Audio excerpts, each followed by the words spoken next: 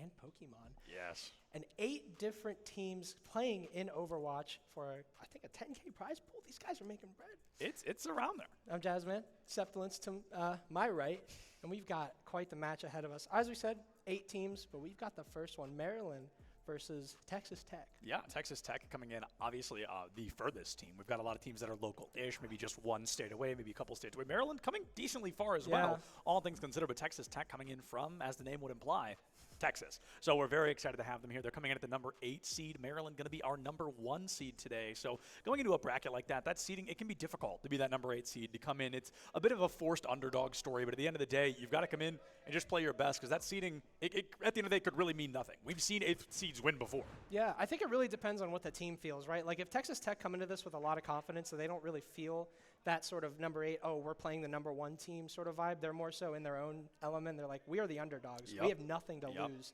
I think that's what's going to be important, because like we said, they came a very long way. Like they have plenty to lose, but they can't think about that. Yeah, I mean, they told us there was 3 flights to get here. It was 3 separate flights to get here. I assume it's going to be 3, maybe 2 on the way home, but it is a lot. Coming in at that 8th seed, back when I played collegiate 10,000 years ago, there was a saying on my team where it was always, like you just said, nothing to lose, everything to gain. You come in, you've got the concept of, we're going in this 8th seed, but the good news is that means everybody's gonna think poorly of us. Everyone's going to underestimate what we can bring to the table. And Overwatch, in such a rapidly evolving state right now, it's so easy to change the comp, to change the game, to put a new composition on the table that makes it that easy to spice things up. I think there really could be a lot of viability, and also teams that tend to be in that lower seed, they tend to play compositions we're not seeing as often, which means those compositions aren't being scrimmed against as often, which means you get that weird kind of advantage state of it playing a hero that maybe the other team isn't running into in the ladder. Right, and it's like if you're a team like Maryland, you might be scrimming against teams that are better than the teams that you're going to play against here,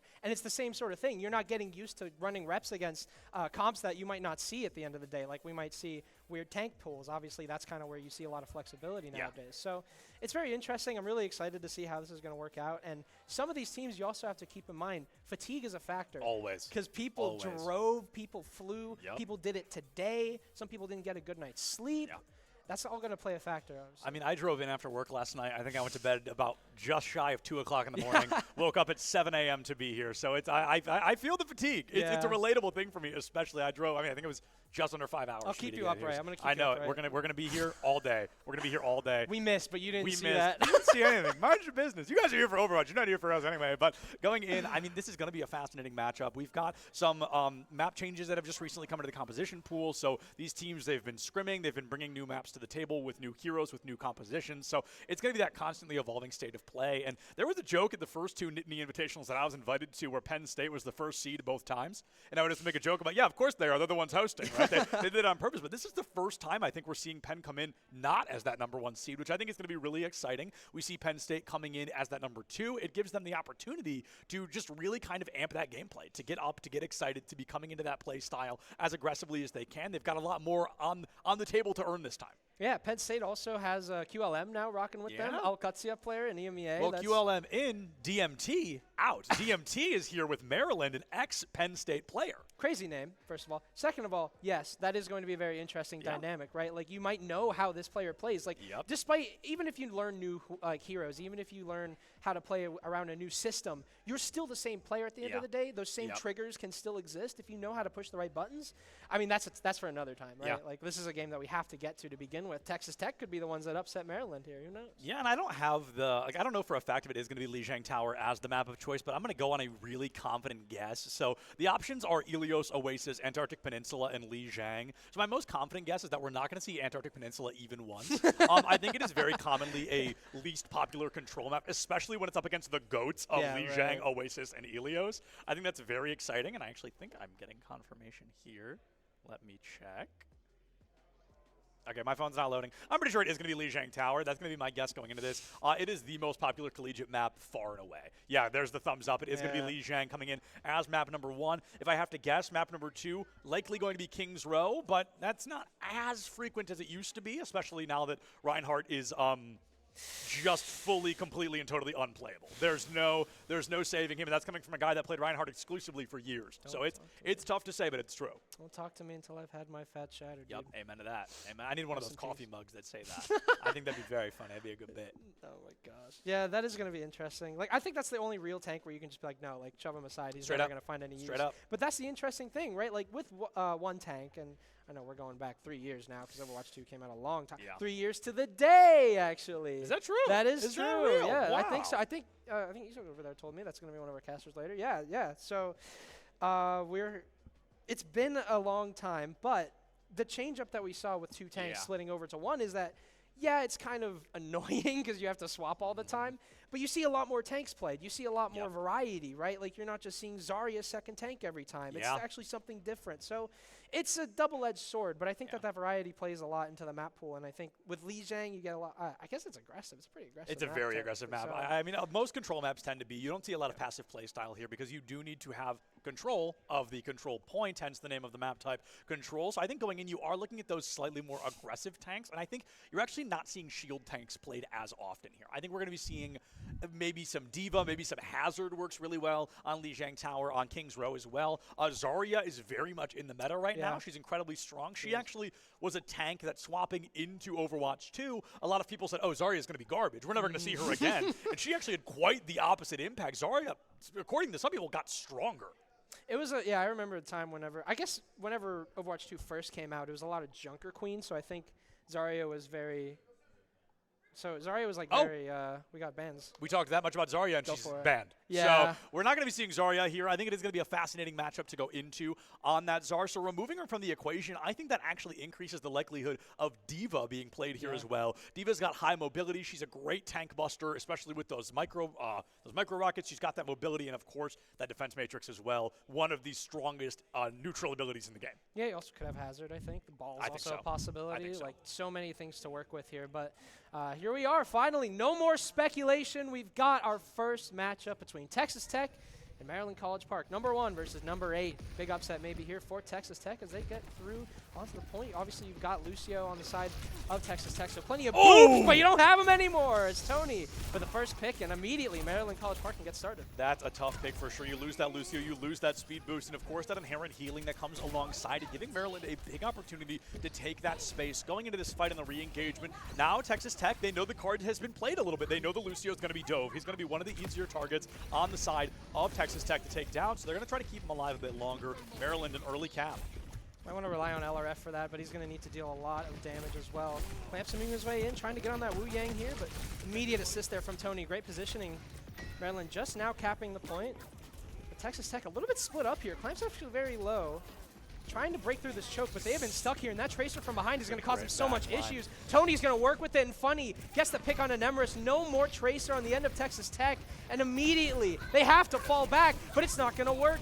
JK falls. 3 are already dead, and Texas Tech, they're going to need a better start than this because Maryland have just walked through them on this point. I mean, Funny, not joking around here. That was a 4K, a technical 6 with the 2 tactical resets on the side of Texas Tech. And Maryland, I mean, this is, reminder, the number 1 seed. You're the number 1 seed for a reason. They always are. They've earned that spot. The team, statistically, we're expecting to come in and win, and they're showing us early on exactly what we're expecting to see later in the day. I think this is a composition we may see a lot of across several maps. I think it's very strong. Tony's clearly super comfortable on this Diva. The ultimate's incredibly impactful. We know, again, that defense matrix, I'm going to talk about it a lot today. It is such a strong neutral ability or an inherent ability coming in, and let's see if Tony's going to be able to get anything with this bomb going into the next fight. And of course, oh, that's a nice headshot. You got the Curie Rush as well, but there's a pick again. Texas Tech just constantly losing this Lucio on the fight. They're never going to be able to build the beat, and it's just going to be another walkthrough because Immobilize is the only healer left. Clamps just gets it. JK with 2.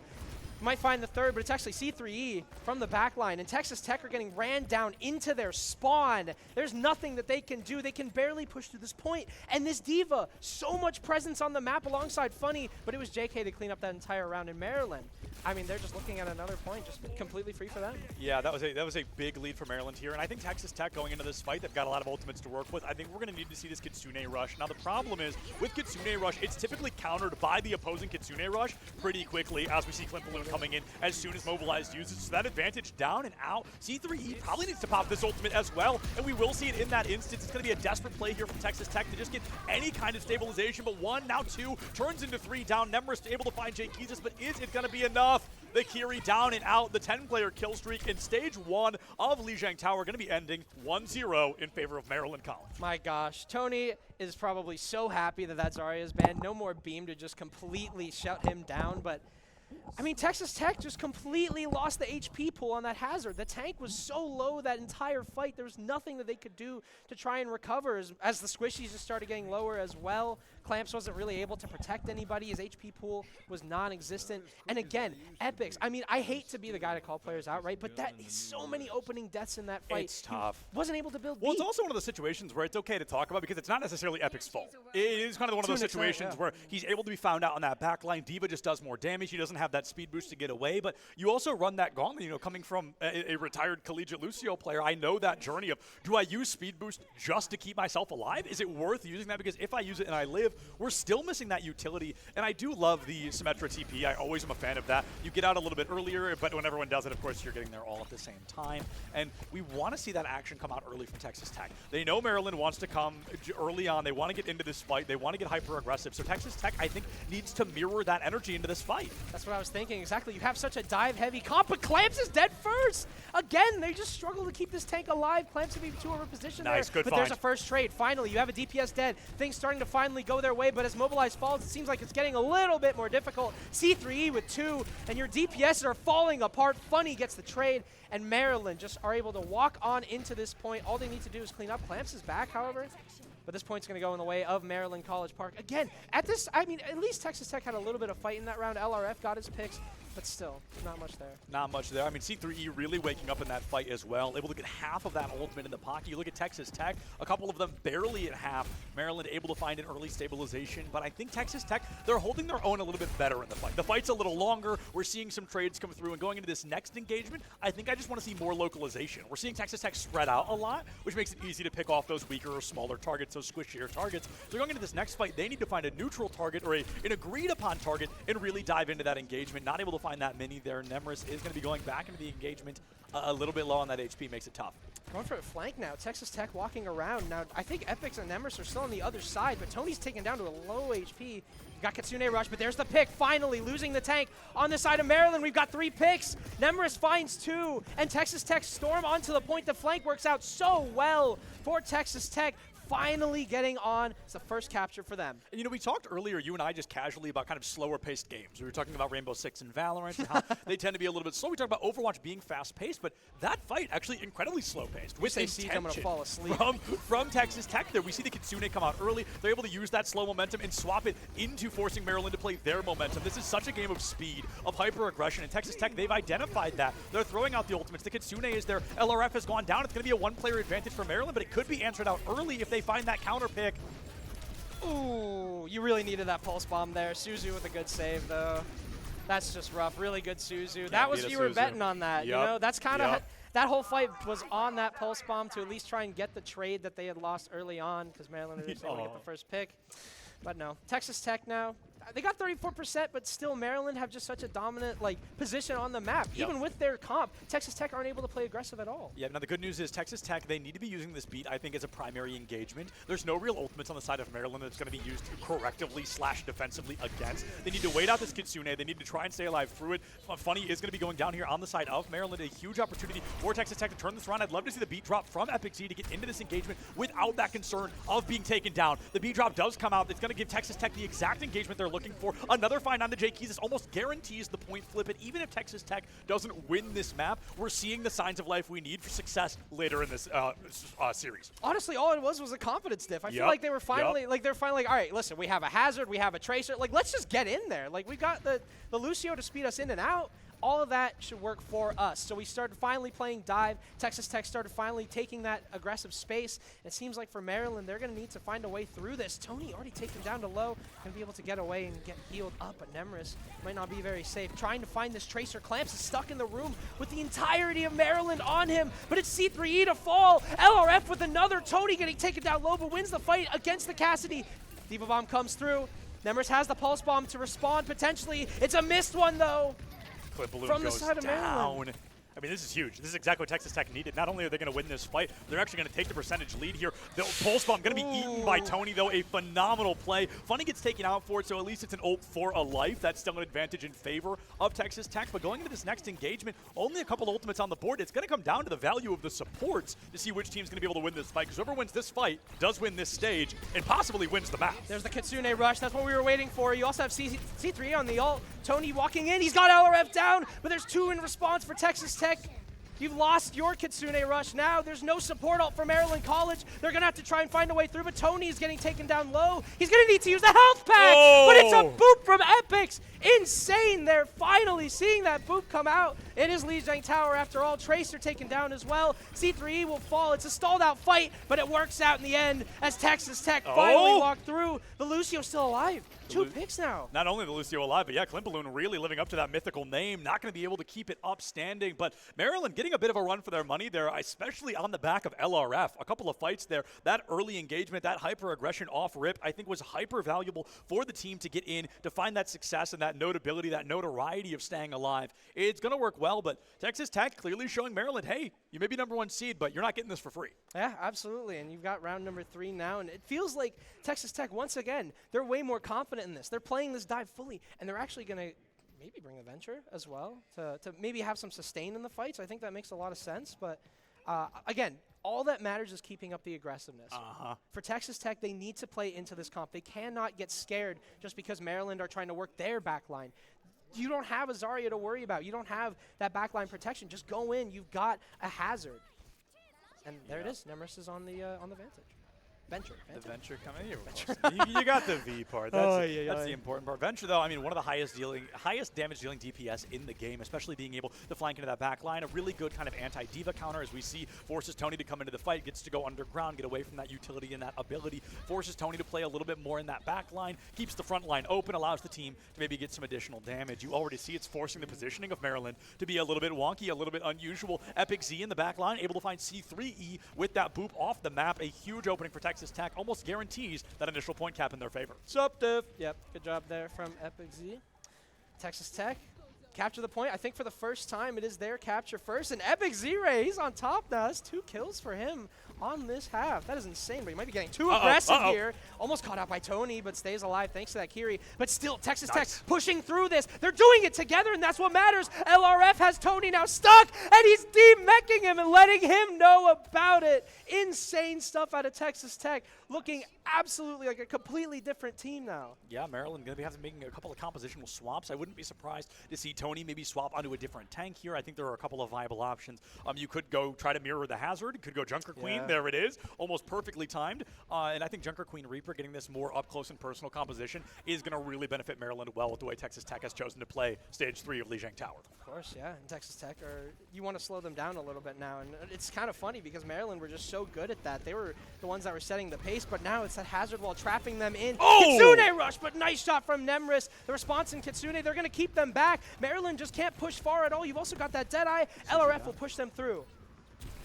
It's going to be a really good just level of aggression coming into this fight here. Hazard trying to separate the fight, trying to take the Junker Queen away from the rest of the team, and with the Kiri in the pocket, going to be able to do so. An incredible stagger onto 2 teams here, 2 players, a third of the team down and out. A possible third member could be joining them in spawn in just a moment. Clint Balloon dismissed early by Mobilize, their Kiriko counterparts going into this 80% and counting. Texas Tech just half a fight away from being able to win Lijiang Tower in a technical reverse sweep. You've got 3 ults to work with here as well for Texas Tech. You've got that Lucio beat to kind of let you go into the fight as they've been using it for. LRF as well has got that Deadeye. It's a really cool skin. There's that Deadeye that's been caught out, but they aren't able to force this push at all. It's a huge Deadeye as the Reaper goes down. C3E's ult for naught. That is the only support ult left. Maryland now can't even get onto the point. Tracer goes for that touch, but is there anyone alive to respond to that? The Ventral and the beat. They're going to be able to stay alive and just continue to deal damage out throughout this. Even if Maryland get onto the point, they're going to be completely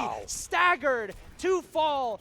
Still in this fight, but you're slowly losing your squishies. You're slowly losing your ability to maintain in this. All it takes is a few shots, and this one should be over. Nemris getting them both, and Maryland upset on their own map. Texas Tech, what a win. Map number 2 is going to be very interesting now. We've got something else on our hands. 100%. A really good show up from Texas Tech there. I think, and honestly, just watching that first stage, I think a lot of that was nerves.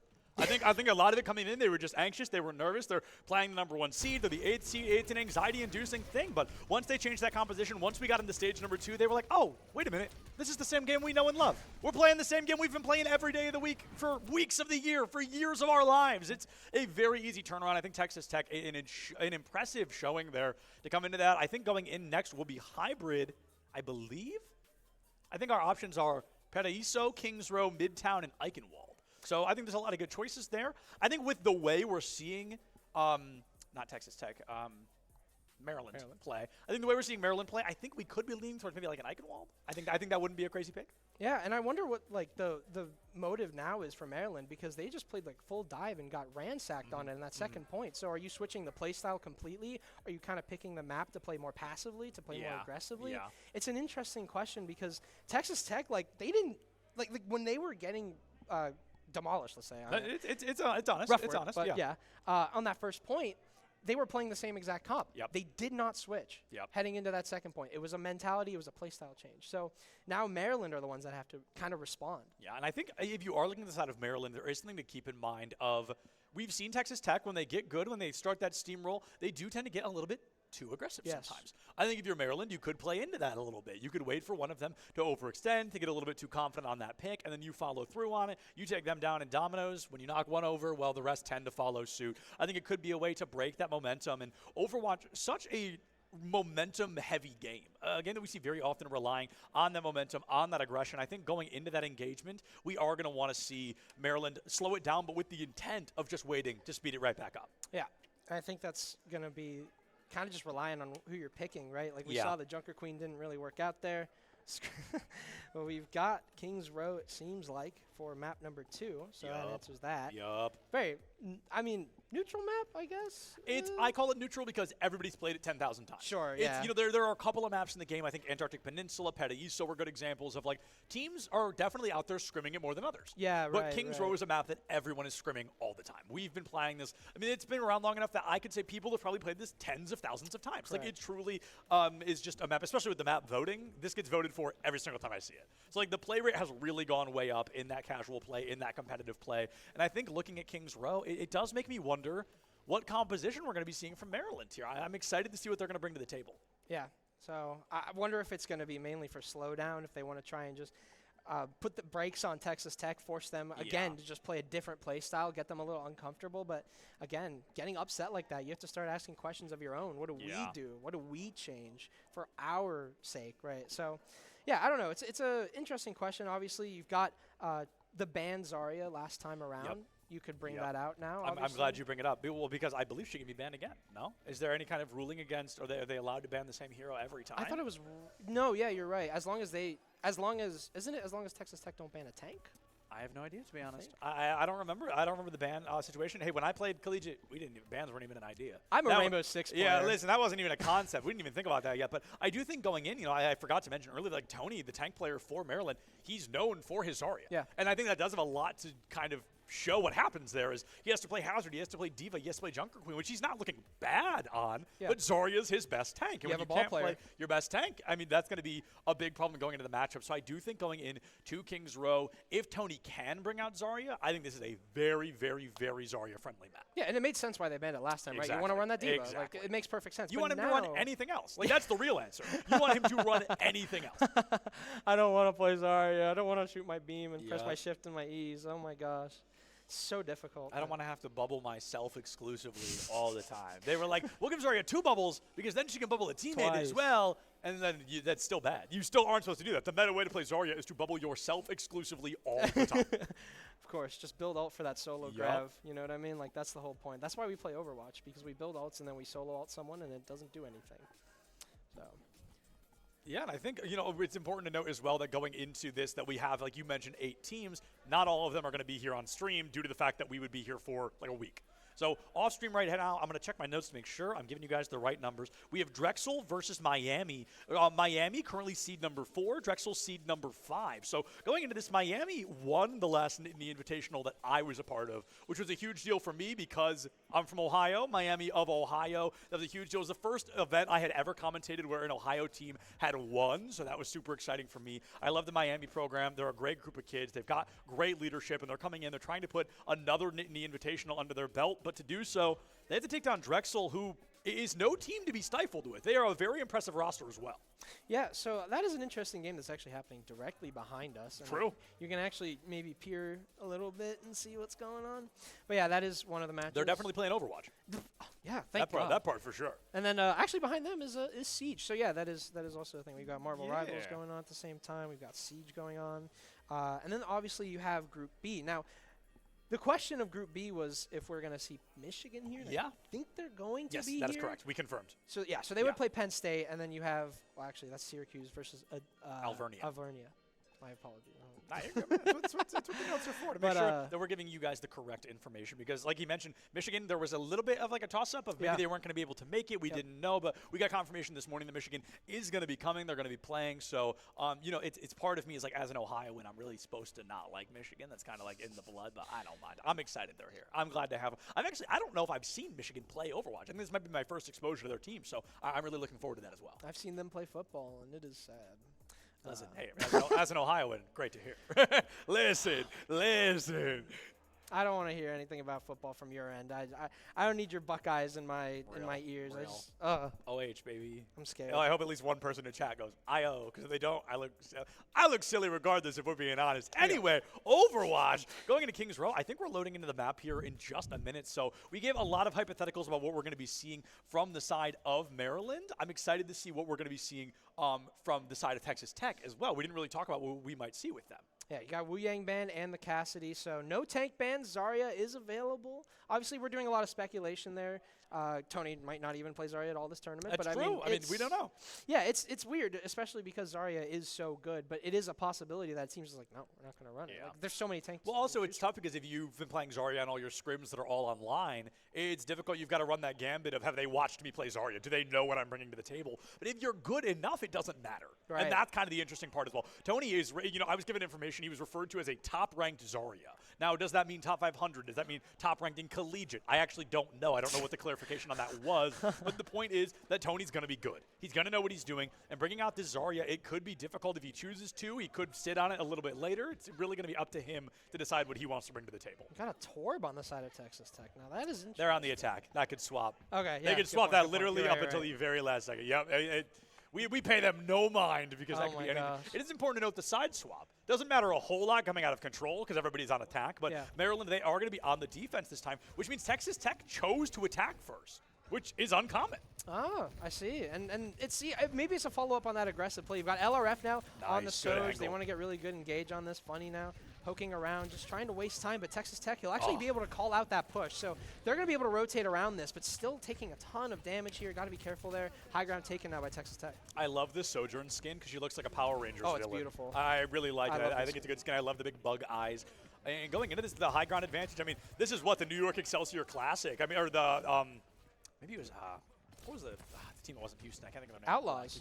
No, the one that's not Houston, the other Texas team. Dallas Fuel. The Dallas Fuel Classic. One of those teams was the first to kind of make this happen. And Texas Tech getting just about as much value here. We're seeing that aggression come through. It's able to find a double pick. And when you're on the defense, your spawn is so much further away. Clam's getting in close. Wow. Knows that pick on a C3E is just around the corner. Might have to give his life for it, but decides it's still worth it. Just barely a minute off the clock. They're able to find that advantage state moving forward. Love the patience as well to not completely force your way through. You know that there's potentially another fight here, but no, Maryland aren't going to be able to contest that. They just don't really have the time to do it. Not enough speed. You've got Tony on the Zarya. He's going to have to walk his way through, but they will fight him on this choke. But again, Texas Tech are going to continue to take advantage of that high ground. You're going to rely a lot on Funny and that Reaper. Nice try there. Clip Balloon going down could have been huge. Losing that Lucio again has been a problem for Texas Tech. Not so much for Maryland, though. You know, we've seen Clint Balloon go down a couple of times, but not typically first.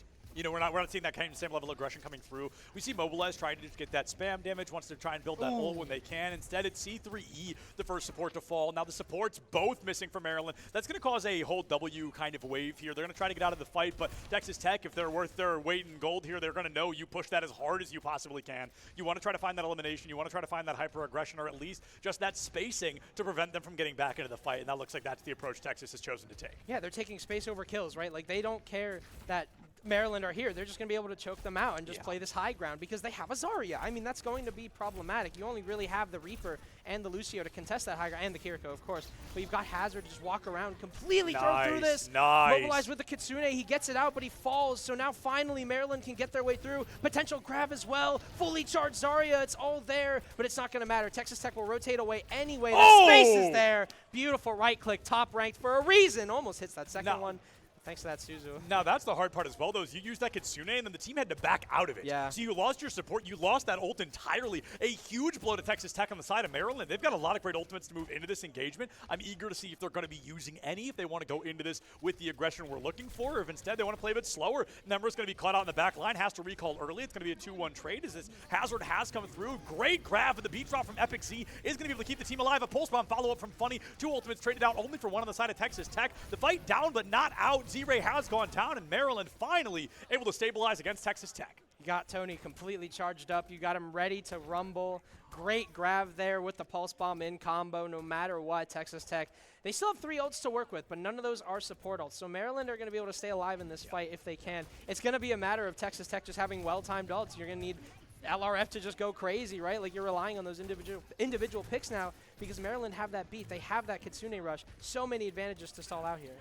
Great damage early from Nemras, has to force that Reaper out of the equation. And I do think Reaper, one of the harder ultimates in the game to really get value with these days. Everybody's just so used to what it does and how to use it. They're able to get hyper-aggressive. Tracer v Tracer, these two want to take each other out so bad, but they both play so well that it's incredibly difficult to do so. I don't imagine Clamps makes it out of here alive. I'd be really surprised. Yeah, there it is. It's going to be Clamps going down.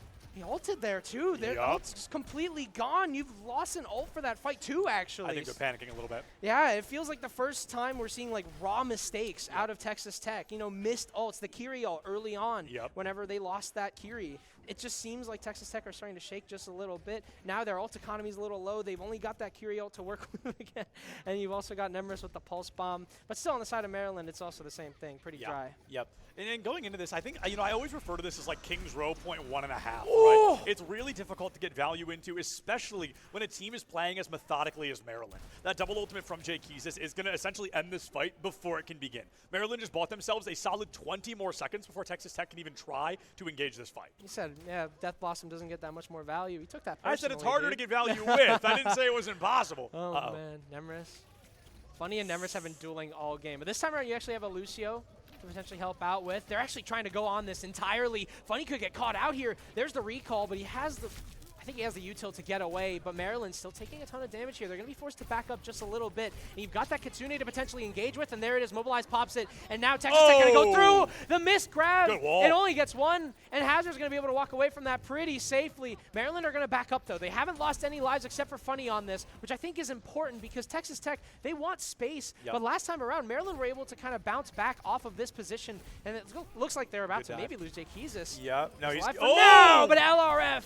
Beautiful beam, and again, the stall here. Maryland going to be a man down. LRF not as flashy on this Sojourn, but really getting the kills that matter. We're not seeing the kill feed as often, but he's playing Sojourn a lot more in that sniper aspect than he is kind of that hyper-aggression that we saw with that Cassidy, which is the only way to play Cassidy. With Sojourn, you do kind of get that dynamic shift. You're allowed to kind of use that natural dichotomy of her existence to get aggressive when it matters. I think right now, Texas Tech doing a good job forcing that payload forward. They're forcing Maryland to hold that W key, and Funny is going to miss that pulse bomb. Suzu out early to 1-1 trade with a tank going down for Texas Tech is going to be really detrimental. That beat drop trying to answer out Kitsune. This is going to be a tough one for Texas to win. No ults in queue except for that Kitsune going through, but Tony at the least getting a pick too there. They find the fights and they completely split up Texas Tech. It feels like that same problem that we saw in map number 1. When Texas Tech get isolated, when Texas Tech split apart, they're very easy to pick up. Well, it's also when your tank goes down. It's just so hard to win that fight. You know, we lost We lost Clamp so early in that fight. And then Epic Z, I think, was the second one to go down. The two most important players on the team in terms of like sustainability falling. Really hard to win that fight, and especially twice as hard with a fully charged Zarya in your face. Yeah, Tony's been charged up basically since he's respawned. 60 or higher the whole time. Yeah, it's rough. And you have the first pick now for Maryland as well. So many ults, and again, mobilized. Drops another ult and dies. Tony with another. It's just all falling apart. Texas Tech will get held off. And Maryland, we lost them for a little bit, but we're finally back. And Tony's been ripping on this Zarya. Yeah, I mean, this is why you banned Zarya. This is the best example. This is why Zarya was banned to begin with, because that's where Tony wants to be. That's where Tony's going to be. That's the value Tony's going to bring to the table. And it looks like Texas Tech might be learning that the hard way. But admittedly as well, got to give it to Texas Tech. That is typically where Kings Row tends to end. They made it to that middle point, that Kings Row 1.5.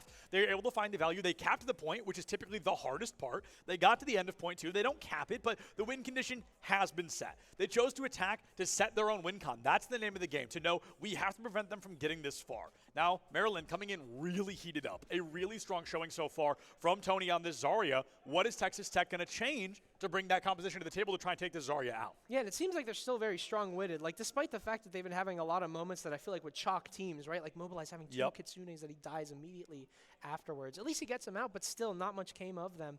It feels like those moments can be so rough if you make them big. Yes. But if you're able to minimize the impact of them, you have to realize that Texas Tech are, like you said, playing well. They made it far. And it feels like Maryland aren't always on the upper hand. It always feels like Tony, as long as he's fully beamed, they're probably going to win the fight. But in most cases, Texas Tech still always have a say in it. But Clamps is kind of getting clamped down on that Hazard, so I'm not sure. It feels like maybe too much damage on the side of Maryland for him to stay alive. That's true. I mean, Hazard, he's got a lot of sustainability. He's got a lot of high ability, but Kiri, a large healing output. Lucio, notably, not as much, because healing's not his whole game. You know, there's a lot more to it, and I think that could make it more difficult for Hazard to stay alive. I don't find it impossible. I think you just need to play a little bit slower, a little more passive. Let one of them kind of poke out incorrectly. I do think I want to see LRF back on the Cassidy as well. I feel like I'm not getting that same action play that I want to see from this Sojourn, and Maryland taking a play right out of Texas Tech's book. It's funny there, at least to get the read, trying to just poke around and maybe distract Texas Tech, but they're running right through. And they've got that high ground now, and they've got Jake Heezus on the Reaper as well to fight this. So you really can't contest this, I think, if you're Texas Tech. You really want to try and just play point as much as you can. First pick going in the way of Texas Tech. They've got Funny on that flank, who's trying to deal a lot of poke, but there's the trade immediately, C3E. Trying to keep his Lucio alive. Sustainability is the name of the game here, and as Tony is cleaning things up, it feels like Texas Tech just don't have enough to live through. Mobilize at least getting the first pick here for them, but they're going to be forced to back up. You still notably got Clamps alive, so there's still some blood left for Texas Tech. You've still got an HP pool to work with, a potential recontest maybe, but you're losing time. They're going to go for it, but I don't think it's going to work. I'm going to call that out early. I think they're going to try to get on the point just shy of that third point tick. I think two of them are going to go down. It's going to be capped before the fight can actually end. Venture goes up. Nobody goes down. Going to be taking 200 damage into a full 310. Going to be taken out of the equation early. There's the one that goes down that I predicted. Let's see if the second one is not far to follow. I do think the points capped mid-fight, just as I said it would be. It's a classic we see on Kings Row all the time, and it looks like Maryland's still going to win this fight, which all this does is buy them more time to get this card further. Yeah, you gambled on that point, and all you get is a stagger. You're welcome. That's going to be rough, and obviously the clock, so much to work with here. Maryland have got 5 minutes, and they've got a Zarya. We've got a Reinhardt, though. I'm gonna give it. I think we're literally going full Zarya Buster. I think that's the idea here. They want to go hyper damage. They want to stick her in the microwave, and they want to put Bastion on the card for as long as they can. Going into the engagement, one of my favorite supports in the entire game, getting some play time. My boy Baptiste on the table. First time I ever hit top 500, I was one-tricking Baptiste. So he holds a very special place in my heart. Let's see if we get this engagement coming through here again. This grab could be colossal if they choose to take it. Tony has to use it just to stay alive. They were going to pin him out of the equation early. Lamp goes up. Everybody lives, but all the damage down on both sides. This backline flank from Funny. This Ryan should be going down in just a moment. LRF not going to be far behind. It's going to be a triple kill. Mobilize able to find the Tony tank. But, unfortunately, I don't think it's going to be enough. Yeah, I think the Zarya bubble, while it didn't actually net a ton of kills, what it did was slow down Texas Tech. Like, they were ramming through Maryland with that Bastion. They had so much damage output. The moment that they got Zarya, though, they were stuck. And that allowed for Maryland to pick them off as soon as they were off the bubble. There's 3. Oh. Funny? He's having a good time. We can call it a misinput, but I think we'll call it a tactical BM. Yeah, it's going to be throwing that out a little bit early. I can smell that BM from all the way over here. I wish we could see his player cam. Oh. Whoa! Deep into the back line, mobilized, no mobility to get out of the way, right back into the portal. Desperate to try and stay alive. They're going to be able to do so. Down to support. One elimination on the side of Texas Tech could really turn this around just to keep things up and running. Clintaloon goes down. Epic Z able to drop that beat, keep the team up and running. Tony has fallen as well. They've got to watch for the back cap here. Nemmer's going to be the only one on point. Should lose the 1v1, but with Wraithform going up this early, it's going to be up to Jake Keezus to try and make it out. He's not going to try. He's going to try to take somebody out with him. C3E falls, and Texas Tech, this is actually a really good point to try and stabilize now. They've got the closer spawn. They've got the ult advantage, and now they've got the corner play as well. Yeah, it was a really good push from Texas Tech. Like, despite the fact that I think Jake Keezus had a really good position on that Reaper, Texas Tech were getting shoved back through that they're choke. getting funneled. Yeah, and that was the important thing, right? Like, Texas Tech, they want to battering ram through Maryland. They want to bust the Zarya bubble with that turret, and they want to run through with that Ryan and have a little bit more sustain. I think it's a great call. I think it's better than Hazard in this current state of the game because you just have so much damage output. But Jake Keezus now off of that Reaper, going over to the Hanzo. Clamps might be getting too aggressive. He's got that fat shatter. No more Suzu left. Use it, though. 3 players inside of this choke, but they're all falling. Nice. Jake Keezus with 2, and it's all but over. Not much Epic Z-Ray can do. Texas Tech gonna die with 4 ults to their name, and Maryland will recover map number 2. Imagine he kills 5 with his Bastion ult. That'd be so funny. He's not gonna get it out in time, unfortunately, but that is gonna be a really good showing from the side of Maryland. I think my big note for Texas Tech is exactly what I'd predicted going into this. They got a little bit too aggressive. A couple of them feed out of position. Maryland capitalizes. They collapse onto the play there, and it works just insanely well. Jake Keezus, no shock here. There you go. Incredible ban phase as well. I feel like that's what set this whole thing up, right? Like, no tank bans. You just allow Tony to run roughshot on that Zarya.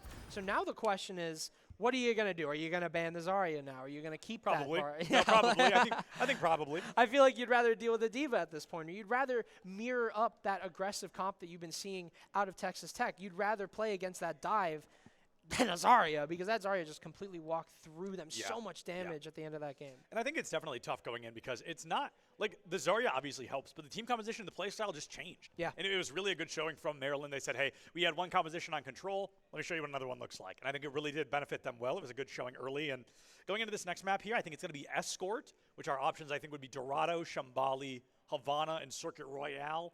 Probably going to be seeing Circuit Royale here. I think that'd be my big guess. That's what I was thinking. Maybe too. Dorado. That's not impossible. I definitely know these things. I agree. Yep, Circuit Royale, 100%. I actually love that map, to be fair. I like them all. I'm not the biggest fan of Shambali, just simply because it doesn't really lend well to the characters, the heroes that I'm tending to play. So it's definitely going to be a personal preference more than anything. I love the aesthetic of the map. That's right. I think the aesthetic is super nice, but it's just not my favorite map in the world. I think of the ones we're seeing, I'd like to see Circuit Royale. I think that could work really well. It could lend well to playing Sojourn, like somebody so badly wants to try and do here. I think that could work well. I do want to see Cassidy come back out. The Cassidy was hot. The Cassidy was hitting shots, and I think it's just going to be that value that Texas Tech felt like maybe they were lacking a wee bit. Yeah, maybe an underrated aspect of that game was the Cassidy ban, right? Like, we didn't talk about it that much, but it certainly felt like it hurt. But we've got Dorado. It's going to be Maryland on attack, so... the ban phase is what's really interesting me here, because it feels like there's a very standout pool of characters that are working super well for Maryland. Typically in this sort of level, I feel like you kind of get that, where it's like, oh, this guy's really good at Zarya, right? Like, he's going to play Zarya all the time. He's so comfortable. Because collegiate's all about comfort. You want to be comfortable in your play. So very much so. And the good news is, these are best of 5 series. I don't think we talked about that yet. So that means one of these teams has to win 3 maps going into the matchup, and we're going to be seeing a 1-1 on the board. So typically, if it's 3-0, you only get to see the first 3 maps, but we're at the very least going to get to see Push as well. And I love Push. I think it's a very fun map type. Fun fact, I'm willing to admit this nowadays, when it came out, I hated it. Yeah, I didn't understand how to play it. I thought it was really frustrating. It was so different from anything else we were seeing in Overwatch at the time. But the more I played it, the more it grew on me, and I just really I think it's super fun to play. I think it's even more fun to watch. I feel the same way now about Flashpoint. You know what I mean? Yeah. But I actually think Flashpoint sucks, and I don't think I'm going to let go of that. I think Flashpoint is it's different. It's different. I think it's the fastest paced map type, which makes it the largest learning curve. You have to be playing full throttle 100% of the time. There's no downtime, and that's really hard to play into. But it also forces teams to play under stress, and that's kind of what separates the goods from the greats. Yeah, and I think at the end of the day, like seeing Texas Tech, I think it's a good segue because they have been under a lot of stress, and it feels like they've been sort of, you could kind of feel it. Yeah. But they had the confidence to go for that full swap on that Reinhardt. That at least tells me that there's something there, right? Like they're not chalked out of this. They're willing to try new things. They're willing to gamble on that composition, and I think that's what's important because it's what gave them success on the first map. Yep, and something to talk about as well. You know, we talked about the travel fatigue that we could be seeing. There's a one-time zone differential for Texas Tech as well, so they're playing this at technically 9 o'clock in the morning. And I talk about that goes for all teams, even if you're in your own time zone. These are players typically playing 6 p.m. or later. These are on an gamers. average. These are gamers. These are kids playing between the ripe hours of 6 p.m. to 3 a.m. And then coming in here and playing this at 9, 10 o'clock in the morning, it's tough. It's a big shift. You know, it's funny you're playing the same game, but something about it just feels so different going into this land setting, this land circumstance. So it could be a little bit of a learning curve for these players. I think Texas Tech, I gave them a lot of excuses at the beginning. They were tired. They were nervous, but I've got to give them credit. A lot of that seems to be missing. They really seem to be falling into a strong showing here. They're not able to win map 2, but it's not like it was a blowout. They really fought well. They were able to get their strong footing here. And going into Escort, I'm really excited to see how Texas Tech pulls out of this. Yeah, this doesn't feel like a complete, dog walk. Not at all. This isn't Not a at all. DPS diff or anything like that. Like, this is very much a close game. And it feels like both teams are on some sort of equal level, but I feel like in terms of strategy, in terms of less mistakes, honestly. I mean, oh gosh, I hate to be that guy to say that. But yeah, I think Maryland have just been making less mistakes. You see a lot less forced ults that, kind of just don't really work out. And I believe this is correct. Dorado is our map of choice. Okay. I believe Lucio and Diva are our bans, which Lucio is a nutso pick. Yeah. I think that's really fascinating because obviously that cripples both teams. Yes. That hurts both teams a lot going into this. Diva taken out as well. Dorado is notoriously a good map for Diva, for Winston, for what we'd refer to as our dive tanks, the ones who can take high ground in an instant. So I'm really kind of baffled because I don't suspect Tony to be playing Zarya here. I don't think it's impossible, but I don't think this map lends itself super well to Zarya either. I think this is really going to be a fascinating choice. Yeah, and I think it also it's a ban from Maryland, right? Like they banned the Lucio. Yep. They know they can flex onto the Wu Yang. Yep. We've been seeing a Lucio from Epic Z-Ray every single game. Yep. So that's kind of where I keep doing this. I got to stop That's doing okay. Hey, listen, you're doing it. Somebody's giggling every time. Listen, hey, they've got so many supports to choose from. You ban Lucio. I mean, how many supports does that leave? Wu Yang. 6, 7?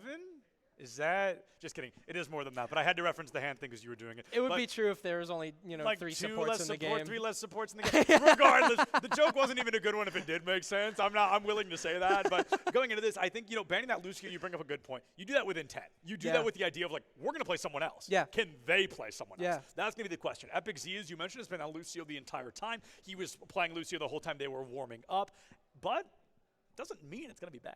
Yeah. Listen, we play characters we love. We play characters that are good, but Lucio, there's other options. We can see Kiriko. We can see Wu Yang come to the table. Wu Yang is very meta in kind of the upper metal, lower masters rank. We're seeing that a lot. I don't really know what top 500 looks like right now. I'm not currently up there. So we'll have to see what that looks like. But I do think there's going to be a weird fascination of going into this. They swap out Diva. I don't think she was a given. I think that's a really fascinating choice from Texas Tech. But Lucio, that's a Herculean task. That's a big change to have to swap your team comp like that. Got a lot of speculation, but at this point, we're kind of just not much we could say without a game in front of our face. So we're going to take a quick break as the teams get ready for our map number 3. And I'm lying because I was just joking. I'm getting you ready for the game. We wanted to keep you guys on guard. Ooh.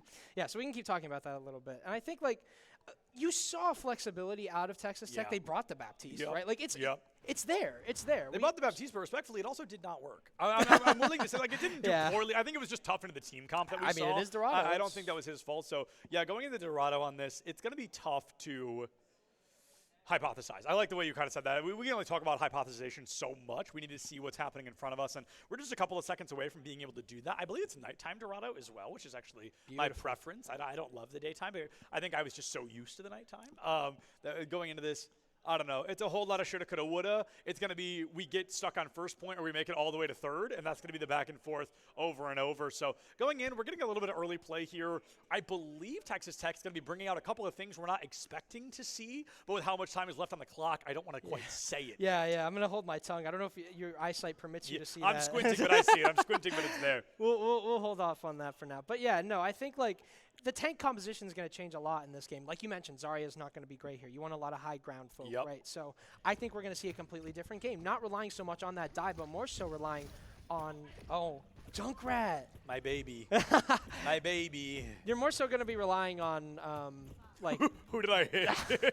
I didn't even know you could do that. Oh, 100%. 100%. This game's crazy. Almost took LRF out of the equation there. It's pretty funny. Oh, okay, interesting. So this is important to note that I didn't want to bring this up until Texas Tech did it. We see the role swap. We see the swap, but we see Zadoink entering the battlefield here with Epic Z-Ray in the lineup here. This Wrecking Ball goes in early. A great capitalization on the ball. He gets pinned on the corner, though. That's going to be taken out immediately. You cannot get stuck on the wall like that, or you're going to get punished in that same breath. Now, it's not going to be the end of the world. Texas Tech just has to back up a little bit. If they can get a pick, they can slow down Maryland, but I think full backpedal, not a bad idea. Yeah, you've got Epic Z. I mean, it's his ball, right? Like, he's going to be able to walk through, but Clint Balloon, not when he hits that knife right onto Zadoink. That's a new name I have to... Yeah, Zadoink. I love it. I think it's a really funny one. I got to break it out. It's a good one to say. We see now the good news. Epic Z-Ray already back in the back line. Gets the pick onto Funny. Is going to be able to stabilize the cart just a little. Look at the stagger here. Wants to keep himself alive. Wants to stay stalled out of that fight. Tactical reset coming through. The pile driver of the teleporter. The only issue is Zarya burns through Wrecking Ball like nobody's business. Gets that mega health pack, not even at half HP. Loving the Zarya with the Symmetra, right? Like, now you're able to transport her to high ground. Now you're able to fight Texas Tech whenever they want to try and play the high ground advantage. But for how long are you able to fight that? It's going to be on Nemris. There's the recall. Nemris still holding on to his. Wu Yang taken down very low. LRF, unfortunately, not able to get that finish. But Maryland still getting completely poked out of this corner. Texas Tech, very low HP pool as well. Epic Z-Ray forced to back up. Great flank from Jaquizis as well, finding LRF. And you've got to trade at the very least. There's the touch, but the ball's super low here, running right into the Symmetra turrets. And that is completely throwing Texas Tech off, unable to play with that tank. And that is the point captured for Maryland. I love the idea of a support, an Ana player having the name Mobilized because you're playing the least mobile character. That's a very funny bit. I wonder if that's kind of part of the joke there. It is going to be that first point cap. Now, unfortunately, Texas Tech, they don't win that out, but it was good looks, I think. I think they're playing a tough composition to run ball into. It's almost like Maryland knew that was coming. They've got the Symmetra, they've got the Zarya, they've got the Wu Yang on the table as well, with a couple of ultimates in that back pocket.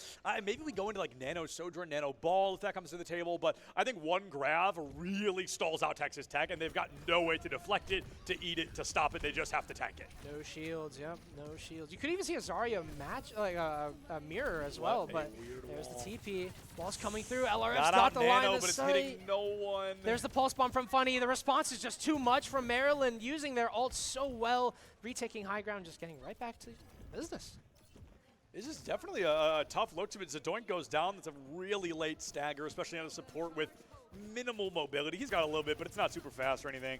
It's no teleport, it's no speed boost, but it works out well. Going into this, Maryland winning these fights dry. They use 2 ultimates on that. They've got 3 in the pocket, and that's kind of like the win con, right? You only want to use 2 ults, force out Suzu just to try and stay alive, and you're still going to go down for those efforts. Teleport not in the pocket. Kitsune goes out, grab used as well, and Maryland definitely just feeling confident. You can tell they're over-capitalizing on these ultimates. They want to get in hyper-aggressive, and it looks like it's going to be working out well. Just not sure we're going to be seeing what we want to here. Feels like Texas Tech are just not playing their own game anymore. Their ults are forced. It doesn't feel like they're doing them because they have to. Like, stuck on a back foot defense. And just constantly staggered, right? Like, it never feels like it's a 5v5 anymore. It feels like that confidence is gone now. Maryland are just running ramp shot on them. And again, it is just the comp. Like, there's not much you can do against a Symmetra if you're on this ball. You're very limited. And I think the problem is Epic Z-Ray is a ball player. Yeah. I don't think he's really a tank player. Exactly. If he's got another tank in the pocket, maybe it's Diva, and maybe that's part of the problem, right? Maybe we're seeing kind of that circumstance because you do bans after swaps. Right. So that's kind of the hard part. Maybe we go into something like an Orisa, I don't think would be the end of the world. Maybe a Sigma could work really well as well. Maybe back to a Hazard if Epic Z-Ray has a Hazard in the pocket. The problem is running out of time. I mean, you've got a couple of meters left. You've got 4 minutes on the clock. Anything 2 minutes or higher on this map is monumental. Flint Balloon is finally going to be going down. Z-Ray getting really confident on the back of it. No minefield in the back line. I don't even know what happened to the first one. Still got that C3 ult, though. It's so much to work with. Nice. Comes through. Epic Z-Ray, though, still finding picks. Importantly, that's the Symmetra gone. No more traps to worry about now. You're able to kind of get your way through and push on this point. Texas Tech steadily bringing this one back as Tony getting down pretty low. Missed pulse bomb, though, from Nemris, but it is at least picked off. Tony goes down, and Texas Tech back to I feel like a little bit more of a confident level, starting to play aggressive again. Obviously, Jake Keys is going down early in that fight. I mean, they've also got a colossal spawn advantage now. Yeah. This is one of the more aggressive spawn advantages in the game. We tend to see this on all escort maps where the defense does get to play a little more aggressive because their respawn is right there versus the attacking team, who tends to be a little bit further away. They have to play their fights a little bit safer, which allows a hyper-aggressive team like Texas Tech to play hyper-aggressive. They get to live up to that play style, and let's see how well they're going to be able to do it. They get Tony on the catch-out here. Huge pile driver, 3 players in the catch-up. A lot of utility going to be used just to keep Tony alive, but unfortunately, no follow-up from Texas Tech to try and put that player down. C3E first to go down. TT still in the lead, 5-4. Yeah, it was a good... I mean, honestly, just getting that control and, like, I feel like forcing Maryland back was all you needed, but the ball's really low. Oh, very Jake nice. gets that pick that he needs, and now no tank left for Texas Tech. 2 dead, 3 are all falling. Girl, run! Oh, man, Mobilize says if I'm going down, you're coming with me. But going down with 4 ults, though. You at least have a little bit of utility to work with. I think Mobilize going down really isn't the end of the world. I would have liked to see a teleport out instead of further in, but hey, to each their own. You still got to pick off it, so I'm not going to dwell on it too much. Pile drive going to be coming in. I assume Minefield going to be used somewhat soon here just to stall out the cart. The issue is Zarya can use that to charge herself back up. Most of those mines end up on the high ground. I don't love the localization of it, but it is going to be able to create a little bit of space for Texas Tech to re-engage. Kitsune as well, not being utilized. Maryland said, oh, they're going to Kitsune. Let's just move. Just thinking the same thing, right? Like, they took the space, but that's about it. You were going for kills there. Mobilize at the very least finds his, but this is a really easy comeback, I feel like, for Maryland. They're able to respawn, just TP right back in, so not much pressure lost, I feel. And there's C3 with the pick on Nemris. A lot more important. That Pulse Bomb is gone, but so is Funnies.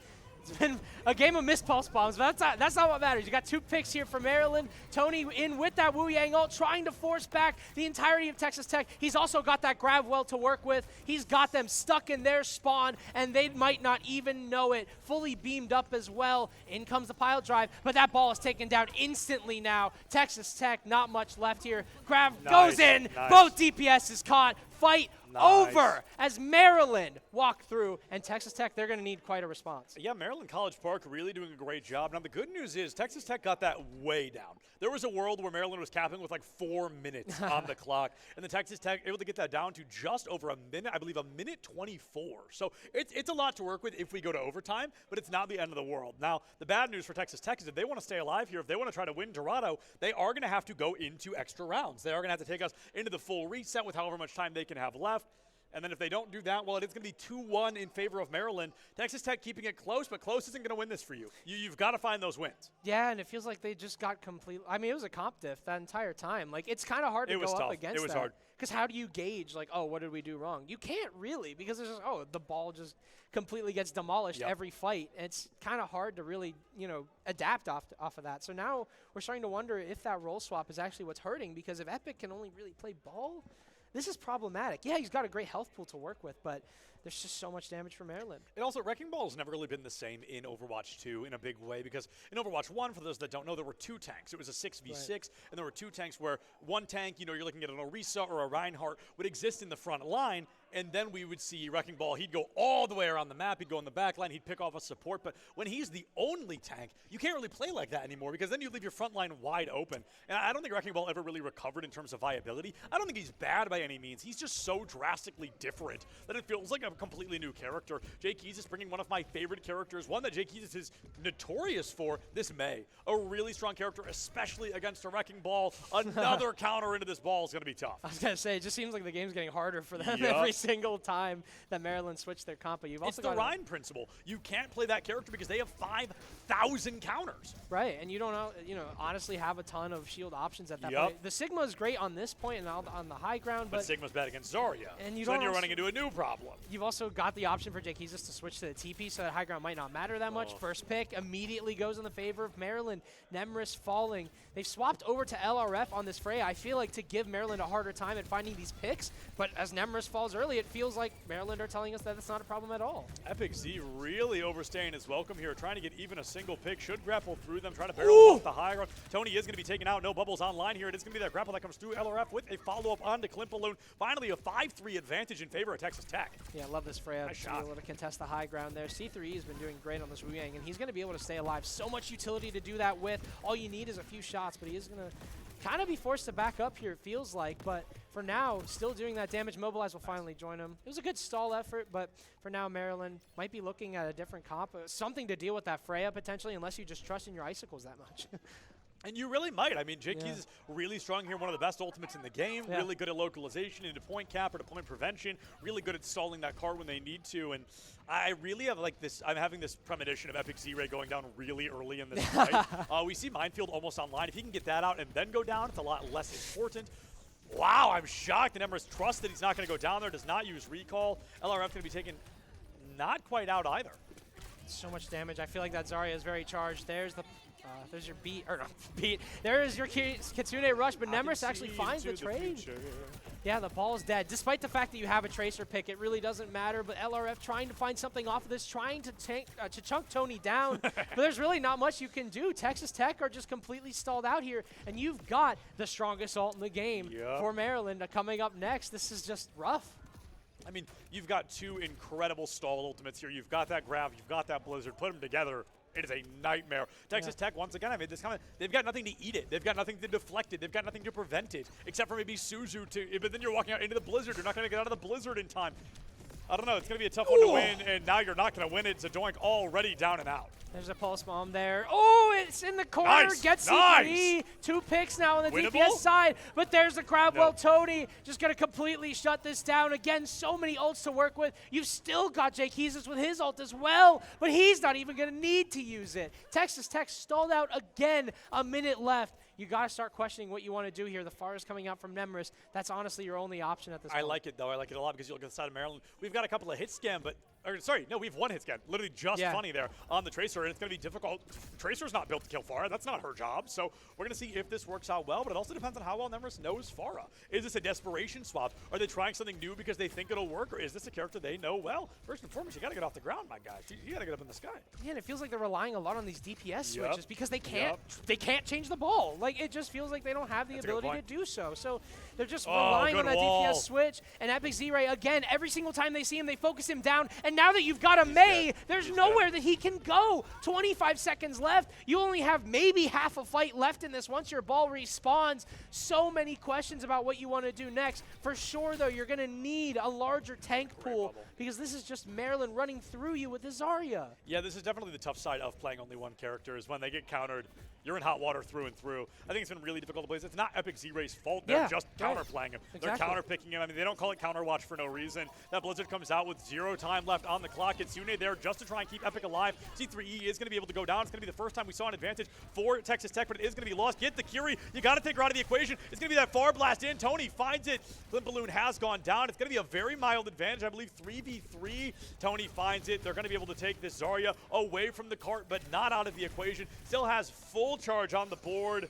Minefield out. No utility. Where's the touch? Nobody watches Ray go through. Finds that cap. 2.5 minutes left in the clock. It's going to be a bit of a back cap, but is a back cap really going to win you this map? Yeah, you've got that extended time, but still you've got those problems to work with. But you're getting picks now. Huge drill, but it's Suzu'd away. Epic Z-Ray, any advantage that he's trying to find, he just cannot get. Thanks to Tony, fully charged up. There's no way you can do anything about that. And still, despite the fact that Texas Tech got the push here, Maryland are still holding strong on this point. Looking to see what we're going to be bringing to the table here.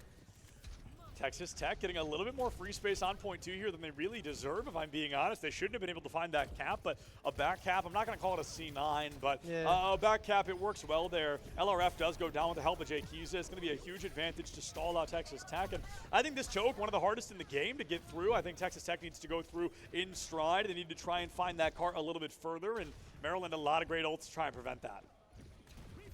Nice. Trying to force off the high ground. Ball goes in with the Wu Yang. You burnt the bubbles, and now you go through. The tank is gone. Finally, Texas Tech find the pick that they need. That Tony on that Zarya has been so problematic all game, and now that allows for the push to come through. C3 forced to back up, but he finds Nemris, and there's the ult from Jake Heezus. Is able to find the ball. The ball gets away, but Epic Z-Ray might not stay alive for long as he's getting stalled out. Jake Heezus stuck in a corner, but they don't find the pick until now. Mobilized with 2, and you're starting to finally see picks being found by Texas Tech.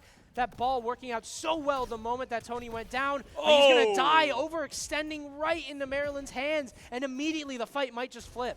honestly, it's the first overextension I'm really going to give to him because look at the amount of space that bought for Texas Tech. They have that cart so unbelievably close to point where they want it to be simply because the whole team chased after that wrecking ball. Epic Z-Ray really leading them on a wild goose chase or a wild hamster race, perhaps. It's going to be a great opening for Texas Tech. They've got a couple of ults in the back pocket, or they will in a moment here at the very least. Not sure they're going to be able to work against what Maryland's ready to bring to the table, though. Waiting for that Kitsune. That's what matters here. Epic Z-Ray! Oh, wow. 4 health! 4 health. You are praying for that Suzu, and it came. But still Maryland holding that top 4 control. Nemris taken pretty low. Stalling. You got 5 seconds left. You've got to make a plan. But Jake Keezus has found it. There's the grab. 2 dead for Maryland. And there is no time to recover this. Texas Tech are going to need to find something in this Kitsune rush. But it doesn't seem like you have enough of that damage. Jake Keezus almost losing that fight, but he'll stay alive. Funny gets LRF. It just seems like Texas Tech are holding on by a thread or maybe by a hamstring. Or no, that was a hamster string. I like that hamster string. Hamster string. Jake Keezus does find mobilized here. Epic Z-Ray has gone down as well. And it looks like Maryland in overtime here will be able to win map number 3, putting them on series point. Close, but no cigar for Texas Tech, showing great signs of life, but unfortunately just not able to put it down there on map number 3. I was thinking about legs, and then I just the hamster string. Yeah.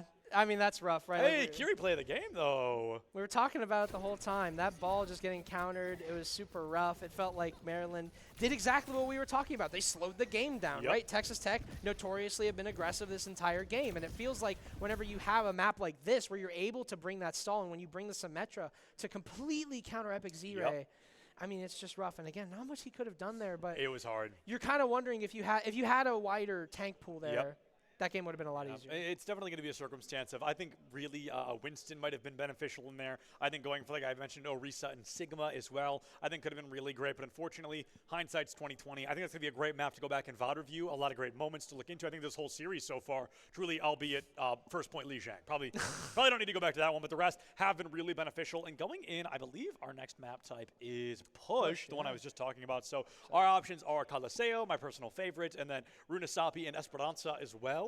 I think those are really great map choices. I think going in, if they want to be pushing this Farah narrative, you've got to go into this Coliseo.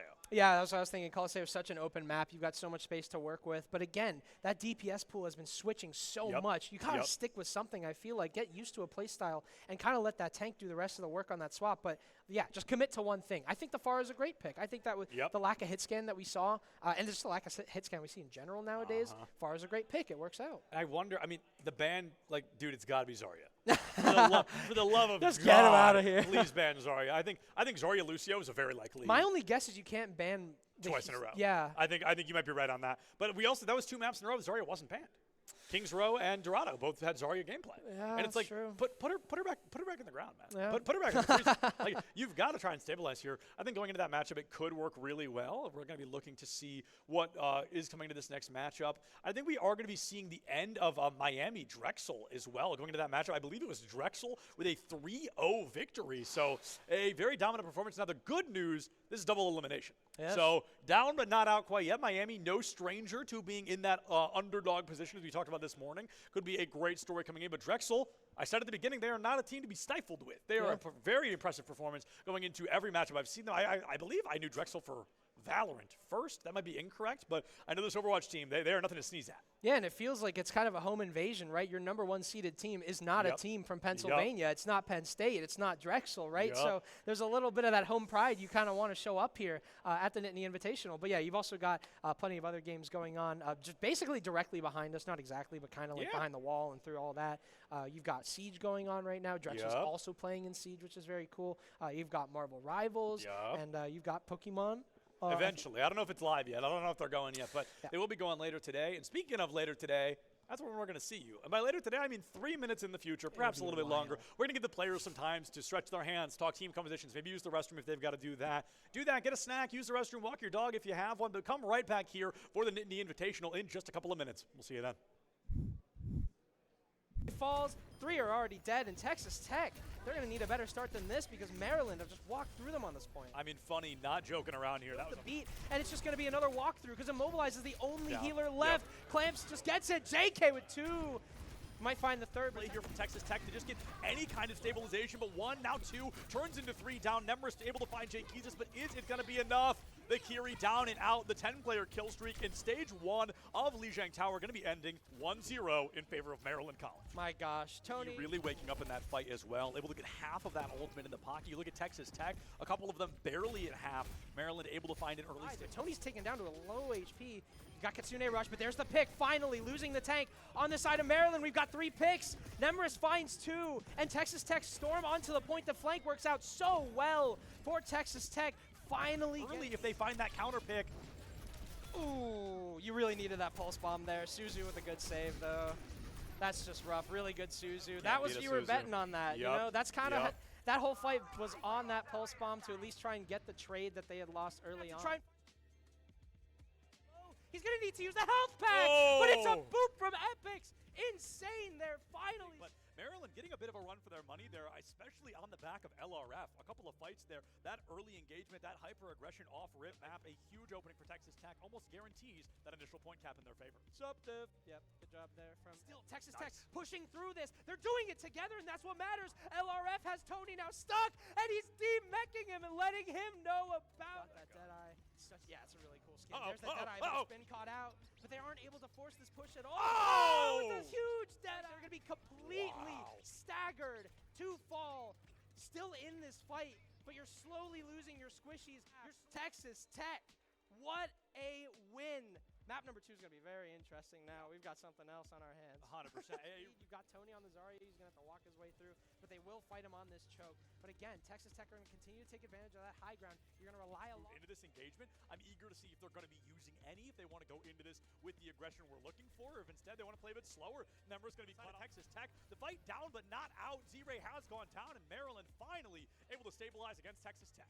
Got Tony completely into this. I think, I always refer to this as like King's Row .1.5, right? It's really difficult to get value into, especially when a team is playing as out early. To 1-1 trade with a tank going down for Texas Tech is going to be really detrimental. That B drop trying to answer out Kitsune. This is going to be a tough one for Texas to win.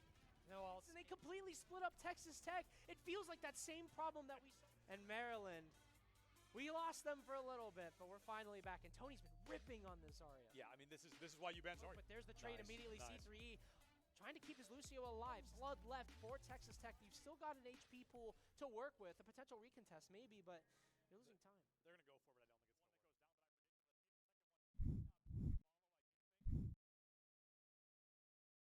that goes down, but Maryland and Texas Tech, a game that we kind of thought was going to, I wouldn't say a blowout, but 8 seed versus first seed. Yeah. You start to question a lot, but it has been a pretty good series so far. But Texas Tech, they're starting to lose their footing a little bit here. They're going to need a huge response on this push map. It's going to be really interesting to see Texas Tech coming into this matchup with this hyper-aggression in the sense of it's a lot on the line. You know, they come in, they don't want to go into losers immediately. Going into losers against Miami of Ohio, a very talented team that we've seen before, could be really difficult as well. So they want to win this. They want to move forward, and hopefully they're going to be able to do that. But going into Runasapi, I believe. So I was actually wrong in my prediction. I'm excited to see that, but it really makes you wonder what the bans are going to be.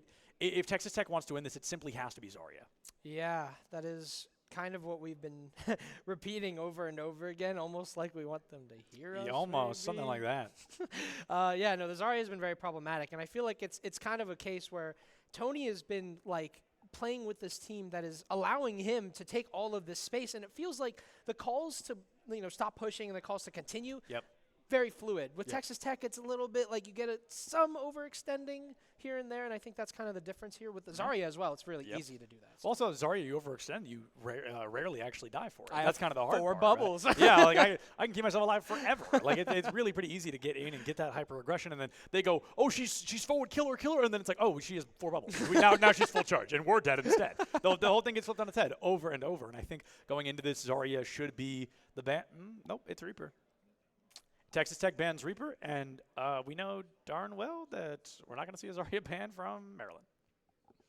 So maybe I have to look at the ban rules. Maybe I'm forgetting something. Yeah, maybe something terrible is going on. That's what I'm saying. Like that has to be what's happening here. That means we're going to see a freak, probably. Teams cannot ban a hero of the same role twice in a map. That's what I'm saying. The same role. That's A hero can be banned once by each team in a single series. There it is. So that's the part I didn't know. We are horrible at this. So they banned Zarya. Well, that's why we have the binder. They banned Zarya off rip. They're not able to do so again. So that actually does make a lot of sense. But I guess the good news is they can't do that with Lucio either. These casters suck, man. The one guy's brand new, I heard. So. Yeah, I know. He's casting with that Jasmine guy. Nice. Oh, good. Very nice. Yeah, going into this, I think we're going to be seeing Reaper ban on one side. Is it going to be Wu Yang on the other, maybe? Yeah, that's a question that you could pose there. I feel like with Wu Yang, it's been very powerful. C3 has just been able to kind of run in their back line. He's not been pressured a lot because he just speeds away whenever he feels like it. Kind of has the same Zarya problem where you just can't really kill him if you want to. Yeah, that is a question that you could see. Maybe we could see another tank ban. No Zarya ban obviously allowed. So I don't know. It's a big question mark there. And especially, I think it's smart for Texas Tech to actually ban a DPS, considering how much they've been swapping through DPS. And I wonder, I was kind of expecting it to be Tracer, but I wonder if maybe they need their own. That's kind of the double-edged sword of a ban is like, we can't play it either. So I don't know. We're going to be seeing what comes to the table here. LRF, an absolute powerhouse that we've seen so far. LRF, if you can hear me, play Cassidy again, man. What are you doing? Yeah, unbanned in this series now.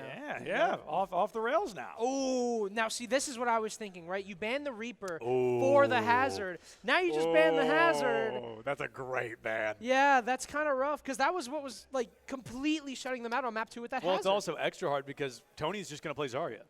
So it's like that Hazard ban does not impact him at all. He's just going to play the character that he always loves to play. Yeah, that is rough. So this is going to be a tough one for sure, but I don't think it's impossible. I feel like with Texas Tech, go back to what you know. You finally have I mean, it seems like because they wanted to man the Reaper and play the Hazard, Epic Z's probably back on support. You're going to have him back on Lucio. You're a little bit more comfortable now. You're going to have to find a way to continue this dive, I feel like. In some regards, the Zarya is strong, but you have to find a way around her, and you got to get through those squishies if it's I mean, it's Zarya. It's freaking Zarya, and it's Tony on Zarya. Well, it's also Zarya's in such a fascinating spot because it's like you have to decide whether or not, because one way to counter Zarya is to do so much damage through her bubbles and kill her. But it's one or if the you other. can't pull that off, all you've done is make her full charge. And then that's really going to be the difficulty of that circumstance of keeping that Zarya alive. You've wasted time. One of you's probably died trying to kill her, et cetera, et cetera. It's going to be a tough thing to work on. And Texas Tech, they're going to have to bring some really fascinating compositions to the table. Let's see if they're going to go for something that I referenced way earlier, is when you're one of those lower-seeded teams, you can play some weird compositions that your opponent may not be ready for. Epic Z-Ray is on tank. Why? This is interesting. I want to see how the strategy plays out. I want to see what the concept is here. So we assume it's going to be ball. That's kind of what the giveaway here is, that they said, okay, Hazard's offline. Let's try ball. The problem is I just do not think ball plays particularly well into Zarya. You have a good comp for this, though. You have the Lucio back online. You've also got the Tracer Much to more play the helpful. dive for. You got LRF to kind of deal with the rest. But again, it's the Zarya, right? Like, this is going to be such a problem. But I feel like this is way better of a chance for Epic Z-Ray to be enabled than last map. Here's the final drive. You've got C3. That's a huge target to find. C3's been so problematic in your back line. Absolutely want that opening pick here. Texas Tech will immediately translate this. Jay Keys is forced to back away, and that point is completely theirs. Very good performance here from Texas Tech. We're hesitant about the Wrecking Ball. I think we've earned the right to be, but Epic Z is showing us a great job here on the Wrecking Ball. Another pile drive in the back line. The Zarya bubble is going to be eaten very early on. Let's see if they can get this Kiri once again, or at least the Suzu out. That's kind of the goal here. You take the Kiriko out, that's golden, but the Suzu, that's still a silver medal. We're prioritizing the supports, right? Like we said, it's an all or nothing sort of gamble. You either go for the Zarya or you go for the squishies, and we have our answer, but there's a trade. Finally, Maryland finding some ground with Klimpaloon finding the Soldier. But Texas Tech continuing to push that cart away, losing the Lucio. Here's a doink. Very low, continuing to be chased down. And Tony taking so much space off of this. But immediately the response here from Epic Z-Ray trying to sort of hold that back. And nearly the pick on the Kiriko, but Zadoink unable to find it. Texas Tech now, they're going to be completely shut out. Yeah, little known fact about me that Klimpaloon might really appreciate. My party trick is that I can sing, I know every Phineas and Ferb song. Like off the dome. I can sing every Phineas and Ferb song. It's one of my favorite shows of all time. I love it. So Klimpaloon, for those that don't know, that is a Phineas and Ferb reference. And it's funny because when he told me, I was like, that sounds so familiar, and I had forgotten what it was. But yeah, he's a mythical bathing suit that lives in the Himalayan mountains. That is dope. Yeah, so I'm a big fan, and I'm a big fan of Klimpaloon's play style as well. I love Kiriko. I think they're doing a great job keeping the team alive, being that stable backbone. And we're not talking about Klimpaloon a lot, but that's usually the good sign of a support. You don't typically talk about the good supports often. That's right. We make fun of them. That's when the problems start. Yep. Texas Tech, they've got Epic Z-Ray kind of low. So they're going to have to recover just a little bit here. Maryland now just pushing their way through, trying to look for that individual pick, but it's C3E again, losing his life early. This is what gained Texas Tech that advantage early on in the next fight, but Tony gets the trade again, LRF, and a huge grab. Mobilize has got that Suzu to stay alive. Not for long, though. Both supports targeted. Tony gets them, and we're once again seeing the Zarya be not just a problem, but the problem. The Tony turnaround here, just time and time again. Full charge Zarya. Pulse bomb is missed. No. I don't think we've seen a single pulse bomb land on either side. Genuinely. Like, but listen, that's not the hard part of playing Tracer. If you can do the rest, that's not going to be the end of the world, but it still has that radius damage. Funny able to find Epic Z, and Texas Tech, just when they take the lead by only 5 or 6 meters, it is flipped right back around by Maryland, or it will be in 2 seconds. That's the thing, Maryland, they've got a lot of momentum. They constantly are able to keep it up. With Texas Tech, it always feels like you can find that reset point in them. You can start to see when they slow things down. Kitsune rush here from Maryland immediately. They want this fight to just start. There's your ult here from the Wrecking Ball to try and force a little bit of space. LRF actually finds the pick. He was getting first picked often in this fight, but him finding this Freya makes things so much easier. Now the push will come through. Nemris finding Clip Balloon. There's your support gone. Texas Tech are going to walk through, but there's C3 with the response. C3E finding a gnarly turnaround there. That's going to be a great performance. I love the way the way Wu Yang fires, the way you can like curve it and whatnot. I think that is so cool, and you can get some really cool picks that C3E clearly has been practicing with. LRF could be using a great opportunity here to get that that high ground in the back line. Even just popping Visor, the scare tactic is enough. Actually getting a pick, now that's going to be huge. Unfortunately, it's a trade-out, a support for a DPS. Not the trade-out you want to be seeing, especially with that beat in the back pocket. Let's see what happens here. Ball going to get capitalized early. Epic Z-Ray able to stay alive, and Texas Tech taking a bit of a, I'm not going to call it a sizable lead, but a decent one. Now 11 meters and counting. Z-Ray just having to shimmy by this Zarya, who is constantly poking, and Funny's just going to walk the point away. And I really like this because, again, Maryland, they don't need to take this fight all the way down there. They can take it all the way up. And Funny's got a pulse bomb as well, so he's got a ton of utility to work with if he wants to push this on his own. As Maryland gets the cleanup, Texas Tech, not much they can really do about this. They can't slow this down. It seems like that lead will come back. But, again, it's a really back-and-forth game, this one. It feels like shades of Lijiang Tower. Yeah, very true. I mean, very, very, very Lijiang Tower adjacent. These teams going back and forth, and it feels like just when one takes the lead, the other rips it back. We're halfway through our timer as well. We started this map with 10 minutes. We're down to 5:15 on the clock. Almost a pick, but what a great bubble from Tony. Jake Heezus will still go down. Then, wow! LRF, thank you so much for bringing this Cassidy back to the table. It is clearly worth its weight in gold. The double kill turned into a triple with the help of Mobilize, and Texas Tech should be able to start taking a bit more of a sizable lead here. Yeah, lovely beat there from Zadoink to get them into that fight, and Texas Tech were able to run rough shot again. My question now is, can we hit a goddamn pulse bomb? My question, can we hit 500 subs, chat? No, sorry, I'm just kidding. That pulse bomb, let's see if it comes through. Nemris has one in the pocket. Funny, only 30%, but Tracer's never really that far from a pulse bomb.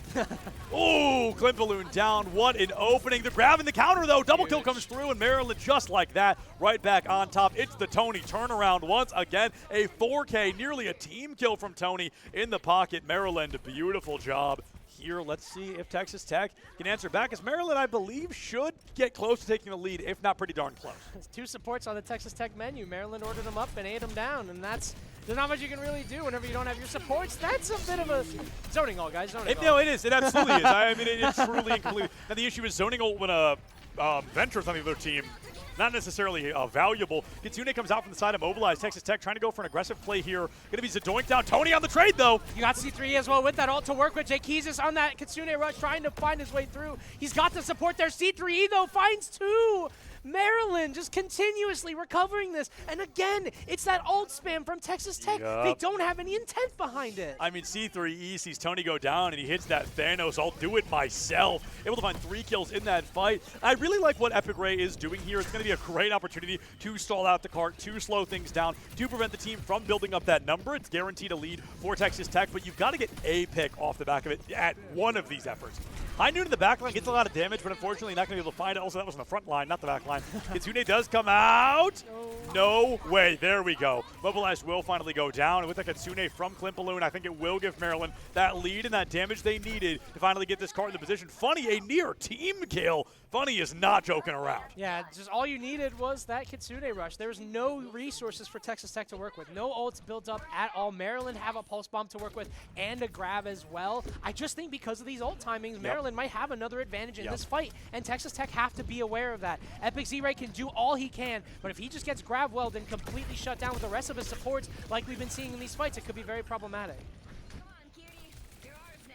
This goes to show how close all of the teams here really are. There's a stick, baby! We have broken new ground. Funny gets the stick, but in a fight that I fear could be lost. Might be Funny the one that actually turn it around. Nemeris is going to be able to find Clint Balloon early. Great melee down and possibly out. Can't find the wall ride. Gets chased up and through. Gets the mini, but does not have the HP they need to stay alive. Desperately amping the healing. It's going to be the 1v1. The recall comes through. Zadoink finally goes down. Funny on a 10-player kill streak disrupted by Mobilize. Texas Tech, 2 minutes left on the clock. They've really got to start moving this cart back. They're able to do so. 10-meter differential. Can they find that space they need? Thank LRF for that miracle. He has been insane on the Cassidy so far this game. Epic Z-Ray continuing to zone out Maryland. He wants that space. There's your ult right into the future point. But you've got the Wu Yang wave to work with. It's an easy clear, but still that pressure's working out. The point not captured though. Maryland will get the touch in time. You still got the grab well, but as Tony goes down, you've now lost that ult. Pulse bomb, it hits! Jake Keesis walks right back into it, and Texas Tech have that advantage. The tank getting taken down. Very, very uncharacteristic there from Maryland, losing Tony in that fight. No grab well to work with, no grab well to speak of.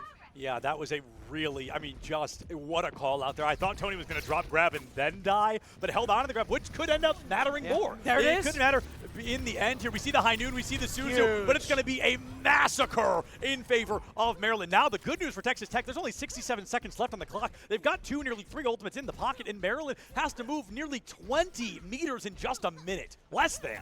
They've got a ball on defense now. As the question is, can you get that opening pick? Because if you can't, that ball's not going to be able to do much to sustain in this fight. Now, thankfully, Tony's used his grab well, right? Like, you don't have that option available. And you've got plenty of ults for Texas Tech to work with. But Jake Keesis on that flank. You've got to force that Suzu, and there it is. Nemer's taken down low, but he'll be completely fine. It seems like that Kitsune is just going to give Texas Tech space. Maryland kind of just back up off of it. That's a great pile drive. It is going to be Ray. No, does go down. Disaster strikes for Texas Tech. Zadoink has the beat drop, but who do you drop the beat for at a time like this? It's going to be a team wipe, I believe. Nemer's going to be able to make it out with a great pick onto C3E. Takes that fight out of the equation, but I needed the tactical reset there. I did not need Nemer's in the fight. I needed that pick, and then you run back to your team. Let's see if Texas Tech, they can engage with a potential beat drop. So I'm going to be seeing some power through. There's the beat. Kitsune on the answer, though. Could be potentially disastrous. We need Epic Z. No! It's overweight! Oh, no. Maryland was going to win that. The Charlie Niner heard round the world. Dude, we're going to map 5. Oh, my God. We're going all the way to map 5. Oh, no. I don't think we have a replay cam set up, but I wish we did because the replay on that must be insane. That was just disastrous at the time there. They sneak it in. They fall off. They didn't realize how fast that wick was going to burn away. And it burns away in an instant. That's going to be taking us all the way to map number 5, the 5th and final map, Flashpoint, which, like Control, I can only assume will be incredibly close. Yeah, and incredibly aggressive probably. I mean, with the comps that we're seeing now, maybe you keep Epic Z-Ray on that Dude, ball. you might, honest. There's the confidence, and that's what I mean. Like, that map 4 was a lot better of a chance to show that out. And look at them. Texas Tech. We hear you, LRF. We hear you, my man.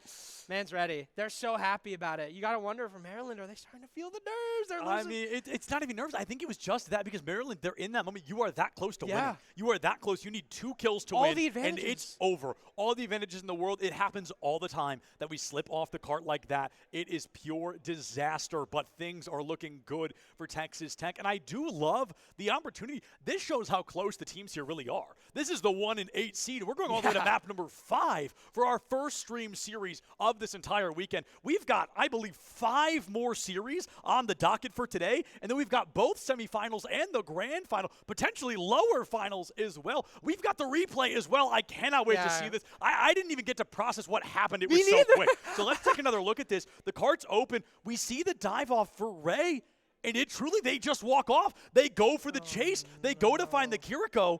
Who disappears? Where's Tony in all this? That's what I want to know. I don't know if we have the replay on Tony, but let's see. I think this just is. Tony walks out on the cart. I think he's back. Like, And he's back too far. We've got Venture too far this way, Tony too far the other. They go for Epic Z, and look, the card, there's nobody there. He is just by himself. Oh, poor boy. What's the robot has a name, and I can't remember what it is. Oh gosh. I want to say Bob, and that's the wrong guy. I just like calling him the you know, that does remind me of a point I wanted to bring up earlier. I don't know if the players can hear me. I want to know if LRF has an Ash so bad. I want to know if he has a pocket Ash so bad. Because I think it would work so well. I think Bob is such a good ultimate for moments just like that, actually. Bob can stay on the cart when nobody else is there. And you've got to wonder what we're going to be looking at going into this next map. It's going to be New Junk City, Suravasa, or Atlas. And I do believe it is New Junk City coming in. The question is, what do our bands look like? Because respectfully, all the characters, all the heroes that matter have been banned. Oh, no way. Wait. Right? I'll throw up. You have to. Oh, it is. Yeah. And it is. I mean, you're right. What else do you do, right? I felt it in my loins. I think you're right. I think you're right. It's going to be that ball ban coming through, and I think that comes through after the swaps were allowed. And that's what I'm saying, I think right? Ray has to stay in. Yeah. So not only does he have to stay in, but now you have to kind of concede with your team. Like, what do we do? Because we have we very easily shown. Oh, he's looking at. Yeah, I'm talking trash. I'm sorry. He's easily shown that Wrecking Ball is kind of the only tank that they've been running. So you have to find a way to switch around this. I don't know if Epic's going to be on that tank. I mean, I guess he has to. I don't know. I don't know if he has to, honestly. I don't know the logistics on that. I don't know what comes first, if it's bans or if it's swaps. Let me. Selected hero bans may apply to both teams. Roster locks and substitutes must happen before hero bans. It's written right here in the rules. We've got it here in the binder. Big shout out, I believe Cabbage made this binder. Shout out my boy. Very helpful binder. So coming in, it is, I mean, it's tough, but it's also like. What if they swapped? What if they swapped in anticipation? Would that be crazy? Maybe that's why these chairs were empty a second ago. I don't know what they look like, so we'll have to. I only know LRF because he's closest to the camera. This is that would be an absolutely insane read. I'm gonna freak out. It would be something. I mean, we're gonna. They're talking right now. I think they've got. I think it's an allotted 5 or 7 minutes before we have to jump into the map. So I think it makes a lot of sense to come through here with that hyper aggression. And I don't know, man. You got to talk about every aspect right now because if Epic can't play anything else, we're in hot water. The good news is, if Epic can't play anything else, everyone can play Orisa. That's the good news. Everybody can play Orisa. She ain't tough. Yeah, but then you have to play Orisa, and who wants to do that? There's a different problem there. I'm an Orisa player. No, you're not. I want to say something crazy. And Overwatch players in the room, if you disagree with me, feel free to make yourselves vocal about this. If you can play ball, I think you can play diva. I don't think you're going to be like the diva GOAT. Like, I don't think you're going to be amazing, but I think the fundamentals are similar enough. I think there is a play style there. There's a push. Yeah. Like I think there's a high ground advantage. There's an ultimate that that explodes. Like I think there's similarity enough that it works. I think for Epic Z-Ray, he just wants a character with a boop, right? He's playing Lucio. He's playing ball. Diva's gonna. He has a. He likes that. Diva has a technical boop. It's just very small. Yeah. You just ram into people, though. Yeah. That's what he likes. He likes playing ball. Dude, I miss, I think right before Hazard came out, a lot of people theorized that, because Diva's part of like that like Gundam mech squad, and a lot of people theorized that one of the guys she worked with was going to be put in the game. And people made like these like hero concepts for me. I can't think of his name, but he looked so cool. And now I'm just like, darn, I kind of wish. You know, like maybe one day he will be put in, but he looked awesome. So many good collabs. The Joker skin for Wu Yang. I don't even play Persona. I bought that. Are you kidding me? No, honestly, me neither. But I was like, I want to play Persona. Don't get me wrong. I love Persona. I'm a huge turn-based guy. Claire Obscure is my favorite game in the world. Big shout out Claire Obscure. All the Claire Obscure fans out there. Game of the year, baby. Probably. I'd be shocked if it wasn't. Right? No disrespect to its contenders, but I think it's in really good shape to be winning that. Anyway, sorry, back to Overwatch. I can talk about Claire Obscure forever. So, New Junk City, one of my more preferred Flashpoint maps. I'm not super huge on this game mode. I think, admittedly, I haven't played it a lot. So, I do want to be seeing what comes to the table here. We don't talk about it yet. It could be swapped out, but not quite a mirror matchup in the DPS department. But we are seeing a lot of similarity. We're seeing a Zarya. We're also seeing a Kiri Lucy. Interesting. Zidor's been comfortable on that Lucio so far, but with Nemris, it seems like you want to pop the bubble, right? Like that's your strategy. That's the name of the game for sure. You've decided now to go the dive. Zarya did for now. LRF just going to get walked down here. Tony with 2. It is an easy cleanup here for Maryland as they capture this first point with ease as Epic Z-Ray goes down first. And Jazz, as a very wise cartoon dog once said, Ruh-roh. This is tough. This is a tough situation to be in. Texas Tech, they find themselves in this Zarya 1v1 against a very, as it was referred to in the notes, top-ranked Zarya here. Tony is just bringing the heat early on. Maryland, they want to win this, but Texas Tech, I mean, showing up in troves. Got Tony now just trying to deal as much damage as he can, and yeah, that's the thing. Epic Z-Ray's trying to match that pressure, but Tony is playing this so well. There you go. First pick there. Tony not fully charged up, but now he is able to apply that pressure, and I think it's a good move to make. You want to force Texas Tech back. Try not to let them force their advantage, but C3 getting taken down very low. He might fall next. Nemris hits that shot, so no more supports there. You've only got Clip Balloon alive. That is a point capture for Texas Tech.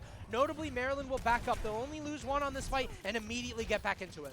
Yeah, this is going to be a really big opportunity for Texas Tech to turn this around because 64% feels like a lot. But in control, you get 1% for about 1.3 seconds. In Flashpoint, it's per about 0.7. Yeah, so it's a little bit faster. You come in, you gain that percentage faster, and every second counts. It's going to be Texas Tech getting some action early. A very aggressive grab from Tony, but one that seems to be working. So I'm not going to be particularly critical of it. They're going to be able to find 3 here, which should turn into a clean 5. I don't think anybody's going to be able to make it out, especially Nemris with very minimal mobility. And that should be Maryland able to find this first Flashpoint. 2 definitive fights to 1 sort of fight from Texas Tech, right? Like, we're seeing so much pressure being applied from Maryland, and it just feels like that comfort for Tony is working out well. He's able to play around this comp.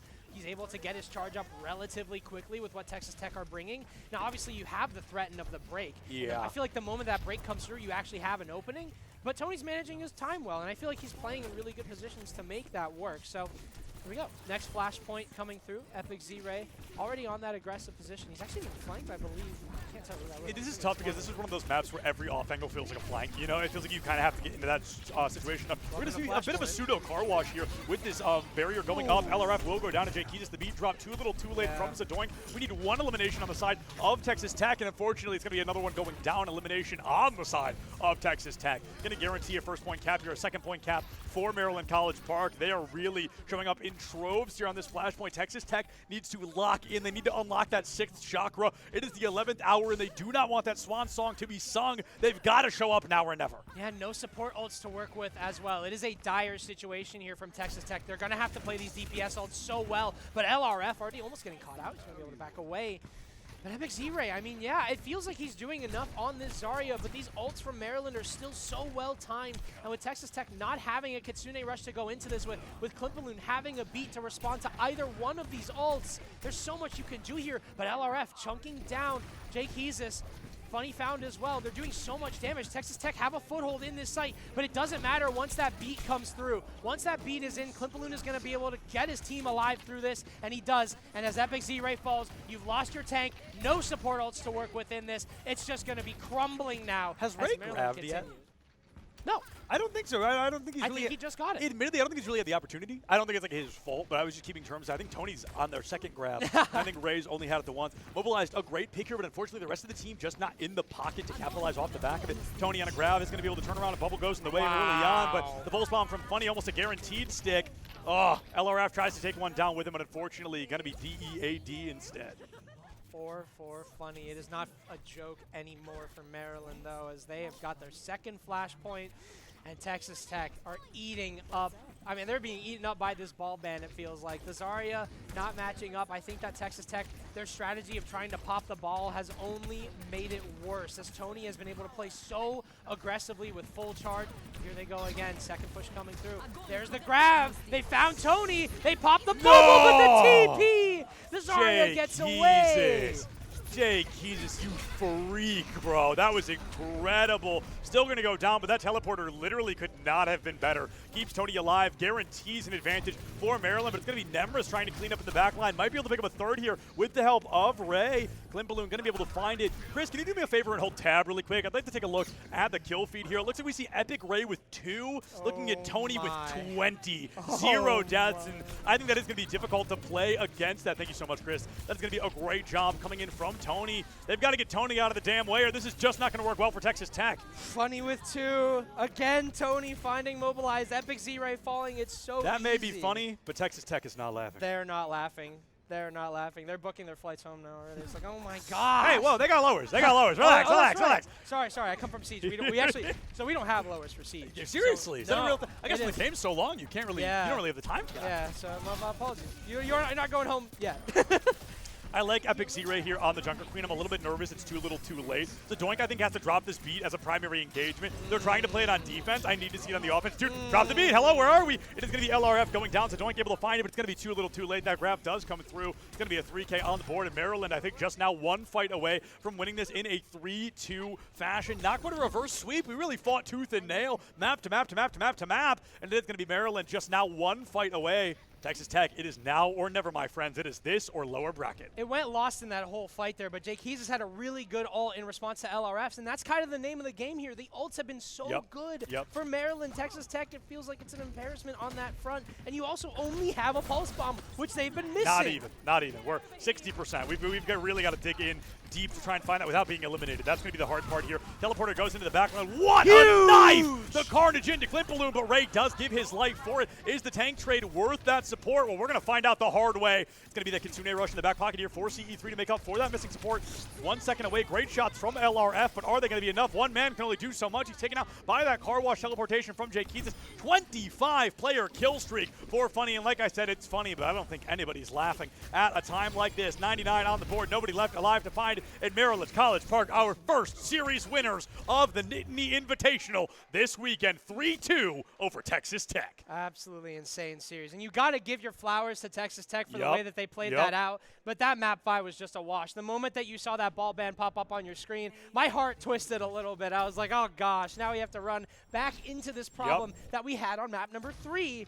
And it just wasn't able to be remedied in time. Unfortunately, Epic Z-Ray just not able to mirror match that Zarya, and things just end up like that. And it was close. It was a really close series. I think Texas Tech are a team to be feared in the lower bracket. Also, I mean, Funny played good all series. Funny played great that last map. That was a damn near flawless Tracer performance there. But, I mean, that map type lends itself so well to Tracer. Flashpoint is built for those quickie, more punchy, flashier characters, if you will. I think there really is a lot of opportunity here. Texas Tech comes in on that 8th seed. They make the first seed sweat. And they're not even out of this yet. They're going to go into Miami. Miami got 3-0'd by Drexel, so both teams coming in, obviously, with a loss in the lower bracket. Going to be a little bit tougher for them, but I think, we've got a great performance coming up regardless. Yeah, absolutely. And one of those teams is going to be going home, right? Yeah. So you're playing that's for the scary a lot part. there. You're playing for a lot. And that's the game we are going to get, I think, yes, right? Correct. So that's going to be pretty interesting, obviously, seeing Texas Tech.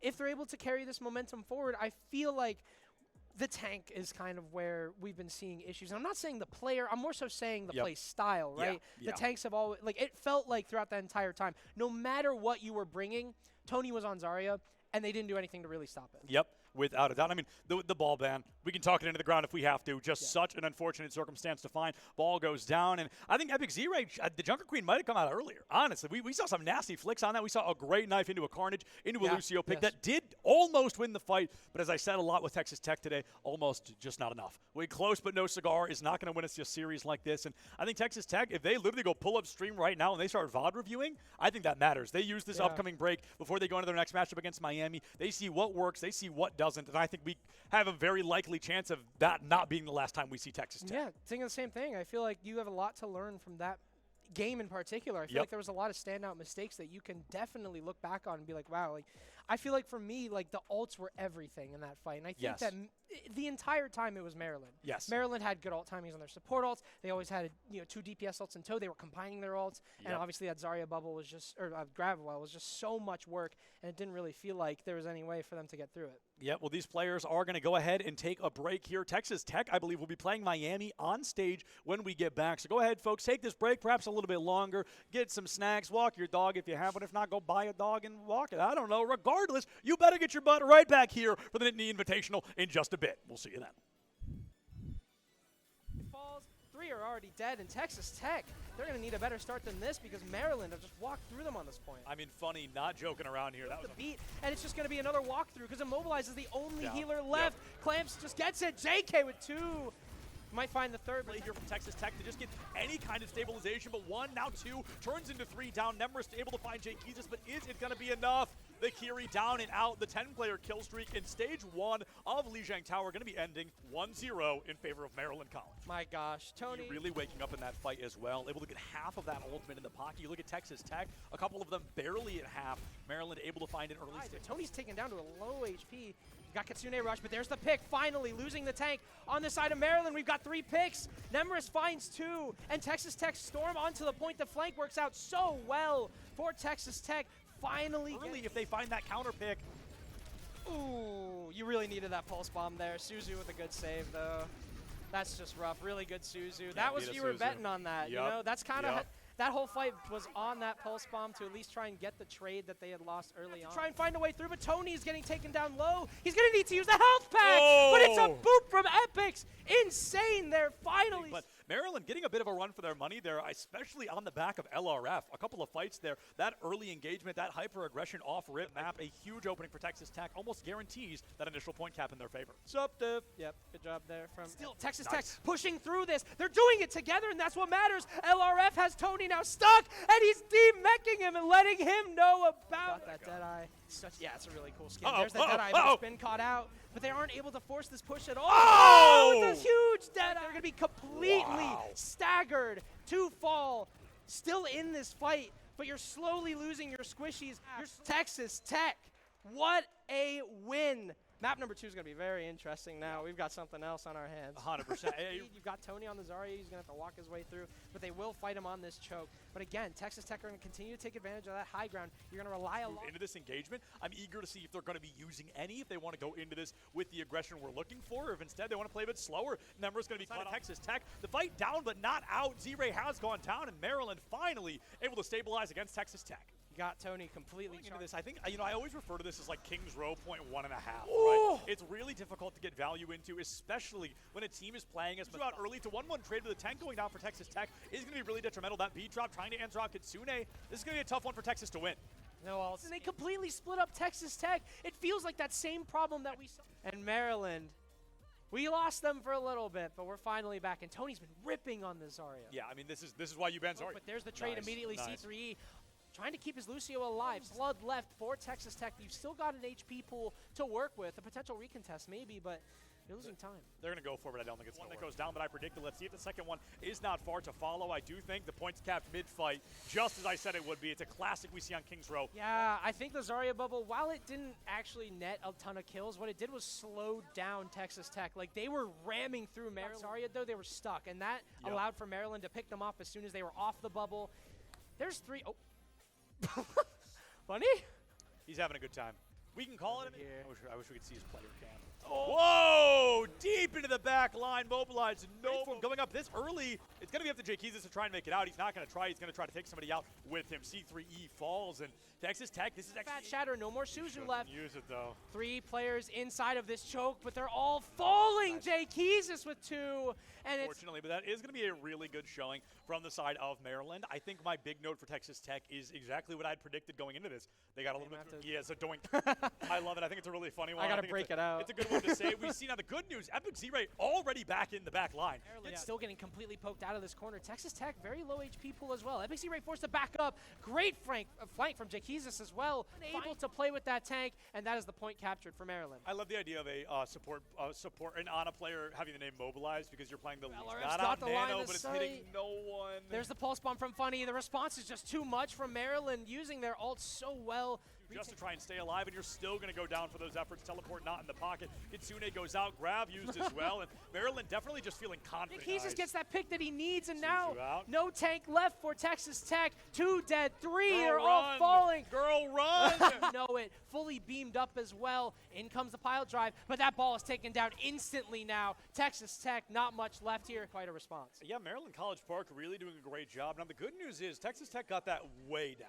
There was a world where Maryland was capping with like 4. Staying is welcome here, trying to get even a single pick. Should grapple through them, trying to barrel off the high ground. Tony is going to be taken out. No bubbles online here. It is going to be that grapple that comes through. LRF not going to win it. Zadoink already down and out. There's a pulse bomb there. Oh, it's in the corner. Gets C3. 2 picks now on the DPS side, but there's the grab. Well, Tony just going to completely shut this down. Again, so many ults to work with. You've still got Jakeezus with his ult as well. So They're just relying on that wall. DPS switch. And Epic Z-Ray, again, every single time they see him, they focus him down. And now that you've got a May, there's nowhere that he can... Maryland, a lot of great ults to try and prevent that. Nice. Trying to force off the high ground. Ball goes in with the Wu Yang. You burnt the bubbles, and now you go through. The tank is gone. Finally, Texas Tech finds it alive for long as he's getting stalled out. Jake Keys is stuck in a corner, but they don't find the pick until now. Mobilized with 2, and you're starting to finally see pretty low. Stalling. You've got 5 seconds left. You've got to make a plan. But Jake Keys has found it. There's Maryland in overtime here will be able to win map number 3, putting them on series point. Close, but no cigar for Texas Tech. Ready to be enabled look at last this. map. Here's the final drive. You've got C3. That's a huge target to find. C3's been so problematic in your back line. He gets the trade again, LRF, and a huge grab. But Mobilizer's got that Suzu to stay alive. Not for long, though. Both supports targeted. Tony gets... Time again. Full charge. Zarya pulse bomb is missed. No. I don't think we've seen a single pulse bomb land on either side. Genuinely. Like, but listen. He's got a pulse bomb as well, so he's got a ton of utility to work with if he wants to push this on his own. As Maryland get the cleanup, Texas Tech, not much they can really do about this. They can't slow this down. It seems like that lead will come back, but again, it's a really back and forth game, this one. It feels like shades of Lijiang Tower. Yeah, very keen on the clock. Almost a pick, but what a great bubble from Tony. Jake Keys will still go down. Then wow! LRF, thank you so much for bringing this Cassidy back to the table. It is clearly worth its weight in gold. The double kill turned into a triple with the help. Oh, Clint Balloon down. What an opening. The grab in the counter, though. Double kill comes through, and Maryland just like that. Right back on top. It's the Tony. You got C3 as well with that ult to work with. Jake Keys on that Kitsune rush trying to find his way through. He's got the support there. C3E, though, finds 2. A near team kill. Funny is not joking around. Yeah, just all you needed was that Kitsune rush. There was no resources for Texas Tech to work Matic. This goes to show how close all of the teams here really are. There's a stick, baby! You've now lost that all. Pulse bomb, it hits! Jake Keys just walks right back into it, and Texas Tech have that advantage. The tank getting... Mattering more. There it is. It couldn't matter. In the end here, we see the High Noon, we see the Suzu, but it's going to be a massacre in favor of Maryland. Now that's a great pile drive. It is going to be Ray. No, does go down. Disaster strikes for Texas Tech. The Doink has the beat drop, but who do you drop the beat for at a time like this? So I'm going to be seeing some power through. There's the beat. Kitsune on the answer, though. Could be potentially disastrous. We need Zarya did for now. LRF just going to get walked down here. Tony with 2. It is an easy cleanup here for Maryland as they capture this low. He might fall next. Nemris hits that shot, so no more supports there. You've only got Clip Balloon alive. That is a point capture for Texas Tech. Route from Tony, but one that seems to be working, so I'm not going to be particularly critical of it. They're going to be able to find 3 here, which should turn into a clean 5. I don't think anybody's going to be able to make it out. Once mobilized a great pick here, but unfortunately the rest of the team just not in the pocket to capitalize off the back of it. Tony on a grab is going to be able to turn around, and bubble goes in the way early on, but the pulse bomb from Funny, almost a guaranteed stick. Oh, LRF tries to take one. They go again. Second push coming through. There's the grab. They found Tony. They popped the bubble with the TP. Great job coming in from Tony. They've got to get Tony out of the damn way, or this is just not going to work well for Texas Tech. Funny with 2. Again, Tony. Too late. The Doink, I think, has to drop this beat as a primary engagement. They're trying to play it on defense. I need to see it on the offense. Dude, drop the beat. Hello, where are we? It is going to be LRF going down, so Doink able to find it, but it's going to be a little too late. That grab does come. Maryland College Park, our first series winners of the Nittany Invitational this weekend. 3-2 over Texas Tech. Absolutely.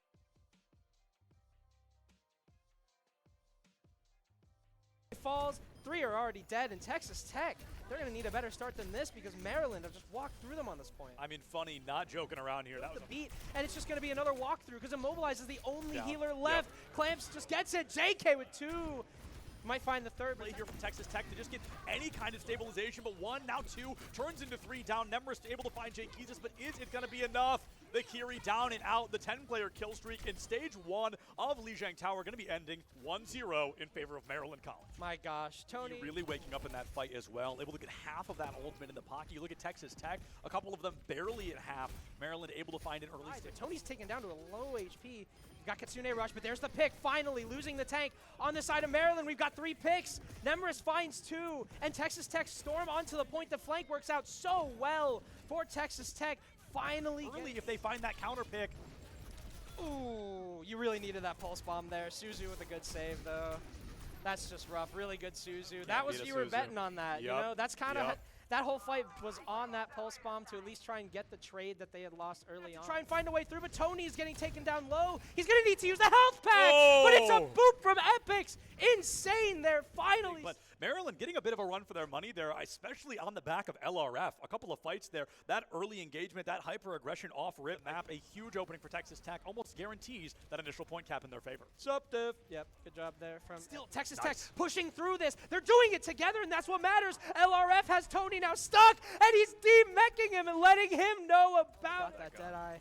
Yeah, it's a really cool skin. There's the Deadeye, but it's been caught out. But they aren't able to force this push at all. Oh, it's a huge Deadeye. They're going to be completely staggered to fall. Still in this fight, but you're slowly losing your squishies. You're Texas Tech. What a win. Map number 2 is going to be very interesting now. We've got something else on our hands. 100%. You've got Tony on the Zarya. He's going to have to walk his way through, but they will fight him on this choke. But again, Texas Tech are going to continue to take advantage of that high ground. You're going to rely a lot into this engagement. I'm eager to see if they're going to be using any, if they want to go into this with the aggression we're looking for, or if instead they want to play a bit slower. Numbers going to be caught on Texas Tech. The fight down, but not out. Z-Ray has gone down, and Maryland finally able to stabilize against Texas Tech. You got Tony completely into this. I think, I always refer to this as like King's Row .1.5, right? It's really difficult to get value into, especially when a team is playing as out early. To 1-1 trade with the tank going down for Texas Tech is going to be really detrimental. That B drop trying to answer off Kitsune. This is going to be a tough one for Texas to win. No, and they completely split up Texas Tech. It feels like that same problem that we saw. And Maryland, we lost them for a little bit, but we're finally back. And Tony's been ripping on this Zarya. Yeah, I mean, this is why you ban Zarya. But there's the trade immediately. C3E. Trying to keep his Lucio alive. Blood left for Texas Tech. You've still got an HP pool to work with. A potential recontest maybe, but you're losing time. They're going to go for it. I don't think it's one that goes down that I predicted. Let's see if the second one is not far to follow. I do think the points capped mid-fight, just as I said it would be. It's a classic we see on King's Row. Yeah, I think the Zarya bubble, while it didn't actually net a ton of kills, what it did was slow down Texas Tech. Like, they were ramming through Maryland. Zarya, though, they were stuck, and that allowed for Maryland to pick them off as soon as they were off the bubble. There's 3. Oh. Funny? He's having a good time. We can call it. I wish we could see his player cam.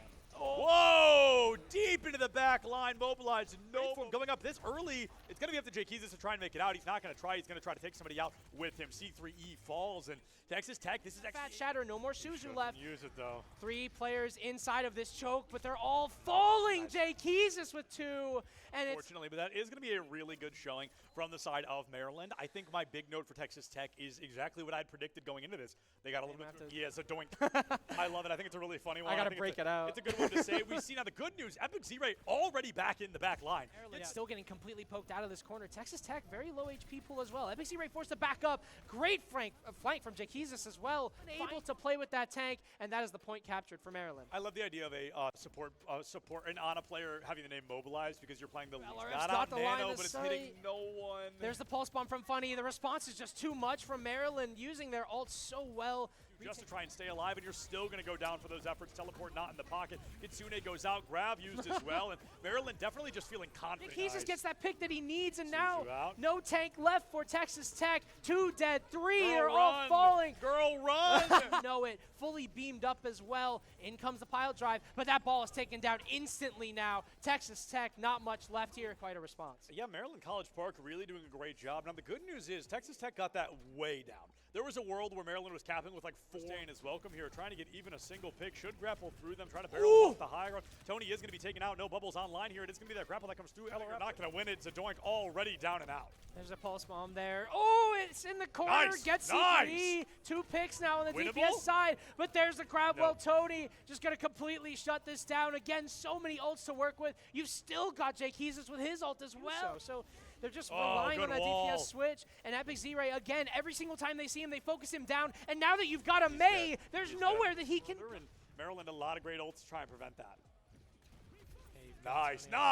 Trying to force off the high ground. Ball goes in with the Wu Yang. You burnt the bubbles, and now you go through. The tank is gone. Finally, Texas Tech finds it alive for long as he's getting stalled out. Jake Keys is stuck in a corner, but they don't find the pick until now. Mobilized with 2, and you're starting to finally see pretty low. Stalling.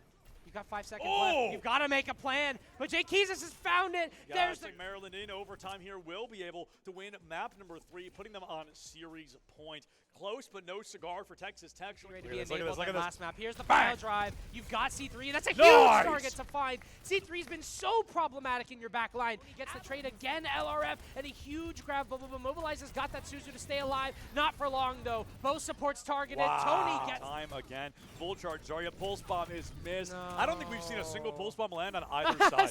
Genuinely. Like, but listen. He's got a pulse bomb as well, so he's got a ton of utility to work with if he wants to push this on his own. As Maryland gets the cleanup, Texas Tech, not much they can really do about this. They can't slow this down. It seems like that lead will come back. But again, it's a really back and forth game, this one. It feels like shades of Lijiang Tower.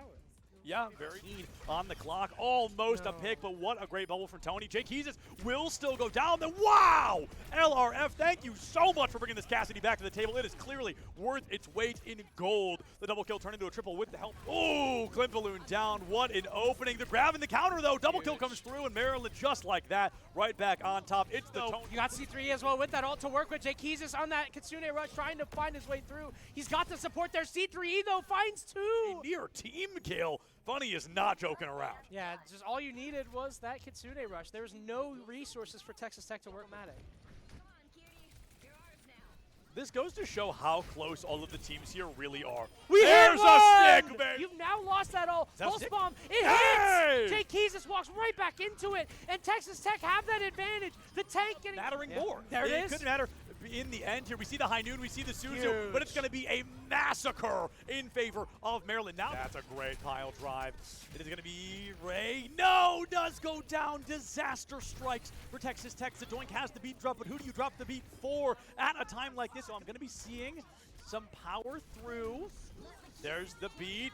Kitsune on the answer, though. Could be potentially disastrous. We need Zarya did for now. LRF just going to get walked down here. Tony with 2. It is an easy cleanup here for Maryland as they capture this low. He might fall next. Nemris hits that shot, so no more supports there. You've only got Clip Balloon alive. That is a point capture for Texas Tech. Out from Tony, but one that seems to be working, so I'm not going to be particularly critical of it. They're going to be able to find 3 here, which should turn into a clean 5. I don't think anybody's going to be able to make it out in such a once. Mobilized a great pick here, but unfortunately the rest of the team just not in the pocket to capitalize off the back of it. Tony on a grab is going to be able to turn around, and Bubble goes in the way early on, but the pulse bomb from Funny, almost a guaranteed stick. Oh, LRF tries to take one. There they go again. Second push coming through. There's the grab. They found Tony. They popped the bubble, but the TP. The Zarya Great job coming in from Tony. They've got to get Tony out of the damn way, or this is just not going to work well for Texas Tech. Funny with 2. Again, Tony. Too late. The Doink, I think, has to drop this beat as a primary engagement. They're trying to play it on defense. I need to see it on the offense. Dude, drop the beat. Hello, where are we? It is going to be LRF going down. So Doink able to find it, but it's going to be too little too late. That grab does come. Maryland College Park, our first series winners of the Nittany Invitational this weekend. 3-2 over Texas Tech. Balls, 3 are already dead, and Texas Tech, they're going to need a better start than this because Maryland have just walked through them on this point. I mean, Funny, not joking around here. That was the beat, and it's just going to be another walkthrough because Immobilize is the only healer left. Clamps just gets it. JK with 2. Might find the third play here from Texas Tech to just get any kind of stabilization, but 1, now 2, turns into 3 down. Nemris able to find Jake Keezus, but is it going to be enough? The Kiri down and out. The 10-player kill streak in stage 1 of Lijiang Tower going to be ending 1-0 in favor of Maryland College. My gosh, Tony. Really waking up in that fight as well. Able to get half of that ultimate in the pocket. You look at Texas Tech, a couple of them barely at half. Maryland able to find an early stage. Tony's taken down to a low HP. Got Kitsune rush, but there's the pick. Finally losing the tank on the side of Maryland. We've got 3 picks. Nemris finds 2, and Texas Tech storm onto the point. The flank works out so well for Texas Tech. Finally, early if they find that counter pick. Ooh, you really needed that pulse bomb there. Suzu with a good save though. That's just rough. Really good Suzu. That was you were betting on that. You know, that's kind of. That whole fight was on that pulse bomb to at least try and get the trade that they had lost early on. Try and find a way through, but Tony's getting taken down low. He's going to need to use the health pack, but it's a boop from Epix. Insane there, finally. But Maryland getting a bit of a run for their money there, especially on the back of LRF. A couple of fights there. That early engagement, that hyper-aggression off-rip map, a huge opening for Texas Tech, almost guarantees that initial point cap in their favor. Sup, Div? Yep, good job there from Texas Tech pushing through this. They're doing it together, and that's what matters. LRF has Tony now stuck, and he's demeching him and letting him know about that Deadeye. Yeah, it's a really cool skin. There's the Deadeye, but it's been caught out, but they aren't able to force this push at all. Oh! It's a huge Deadeye. They're going to be completely staggered to fall, still in this fight, but you're slowly losing your squishies. Your Texas Tech, what a win. Map number 2 is going to be very interesting now. We've got something else on our hands. 100%. You've got Tony on the Zarya. He's going to have to walk his way through, but they will fight him on this choke. But again, Texas Tech are going to continue to take advantage of that high ground. You're going to rely a lot into this engagement. I'm eager to see if they're going to be using any, if they want to go into this with the aggression we're looking for, or if instead they want to play a bit slower. Number's going to be caught on Texas Tech. The fight down, but not out. Z-Ray has gone down, and Maryland finally able to stabilize against Texas Tech. got Tony completely into this. I think, I always refer to this as like Kings Row .1.5, right? It's really difficult to get value into, especially when a team is playing as much out early. To 1-1 trade with a tank going down for Texas Tech is going to be really detrimental. That B drop trying to end drop Kitsune. This is going to be a tough one for Texas to win. No, and they completely split up Texas Tech. It feels like that same problem that we saw. And Maryland, we lost them for a little bit, but we're finally back. And Tony's been ripping on this Zarya. Yeah, I mean, this is why you ban Zarya. But there's the trade immediately. C3E trying to keep his Lucio alive. Blood left for Texas Tech. You've still got an HP pool to work with. A potential recontest maybe, but you're losing time. They're going to go for it. I don't think it's one that goes down, but I predicted. Let's see if the second one is not far to follow. I do think the points capped mid-fight, just as I said it would be. It's a classic we see on Kings Row. Yeah, I think the Zarya bubble, while it didn't actually net a ton of kills, what it did was slow down Texas Tech. Like, they were ramming through Maryland. Zarya, though, they were stuck, and that allowed for Maryland to pick them off as soon as they were off the bubble. There's three. Oh. Funny? He's having a good time. We can call it. I wish we could see his player cam. Oh. Whoa! Deep into the back line, mobilized. No, going up this early. It's going to be up to Jake Keezus to try and make it out. He's not going to try. He's going to try to take somebody out with him. C3E falls, and Texas Tech, this is Fat Shatter, no more Suzu left. Use it, though. 3 players inside of this choke, but they're all falling. Jake Keezus with 2. And unfortunately, but that is going to be a really good showing from the side of Maryland. I think my big note for Texas Tech is exactly what I'd predicted going into this. They got a little bit. Yeah, it's a doink. I love it. I think it's a really funny one. I got to break it out. It's a good one to say. We see now the good news. Epic Z-Ray already back in the back line. Maryland still getting completely poked out of this corner. Texas Tech, very low HP pool as well. Epic Z-Ray forced to back up. Great flank from Jake Keezus as well. Able to play with that tank, and that is the point captured for Maryland. I love the idea of a support and on a player having the name mobilized because you're playing the lead. Got the Nano, line but it's hitting no one. There's the pulse bomb from Funny. The response is just too much from Maryland, using their ult so well. Just to try and stay alive, and you're still going to go down for those efforts. Teleport not in the pocket. Kitsune goes out. Grab used as well, and Maryland definitely just feeling confident. He just gets that pick that he needs, and now no tank left for Texas Tech. 2 dead, 3 are all falling. Girl, run! Know it. Fully beamed up as well. In comes the pile drive, but that ball is taken down instantly now. Texas Tech, not much left here. Quite a response. Yeah, Maryland College Park really doing a great job. Now, the good news is Texas Tech got that way down. There was a world where Maryland was capping with like 4. Staying is welcome here, trying to get even a single pick. Should grapple through them, try to barrel off the high ground. Tony is going to be taken out. No bubbles online here. It is going to be that grapple that comes through. LRF not going to win it. Zadoink already down and out. There's a pulse bomb there. Oh, it's in the corner. Gets C3. 2 picks now on the DPS side. But there's the crowd. Well, Tony just going to completely shut this down. Again, so many ults to work with. You've still got Jake Keezus with his ult as well. So they're just relying on that DPS switch. And Epic Z-Ray, again, every single time they see him, they focus him down. And now that you've got a May, there's nowhere that he can... Maryland, a lot of great ults to try and prevent that. Nice. Trying to force off the high ground. Ball goes in with the Wu Yang. You burnt the bubbles, and now you go through. The tank is gone. Finally, Texas Tech finds it alive for long as he's getting stalled out. Jake Keys is stuck in a corner, but they don't find the pick until now. Mobilized with 2, and you're starting to finally see pretty low. Stalling. You've got 5 seconds left. You've got to make a plan. But Jake Keys has found it. There's Maryland in overtime here will be able to win map number 3, putting them on series point. Close, but no cigar for Texas Tech. Ready to be enabled on the last map. Here's the pile drive. You've got C3. That's a huge target to find. C3's been so problematic in your back line. He gets the trade again, LRF, and a huge grab. Mobilizes got that Suzu to stay alive. Not for long, though. Both supports targeted. Tony gets time again. Full charge. Zarya pulse bomb is missed. I don't think we've seen a single pulse bomb land on either side. Genuinely. Like, but listen. He's got a pulse bomb as well, so he's got a ton of utility to work with if he wants to push this on his own. As Maryland gets the cleanup, Texas Tech, not much they can really do about this. They can't slow this down. It seems like that lead will come back, but again, it's a really back and forth game, this one. It feels like shades of Lijiang Tower.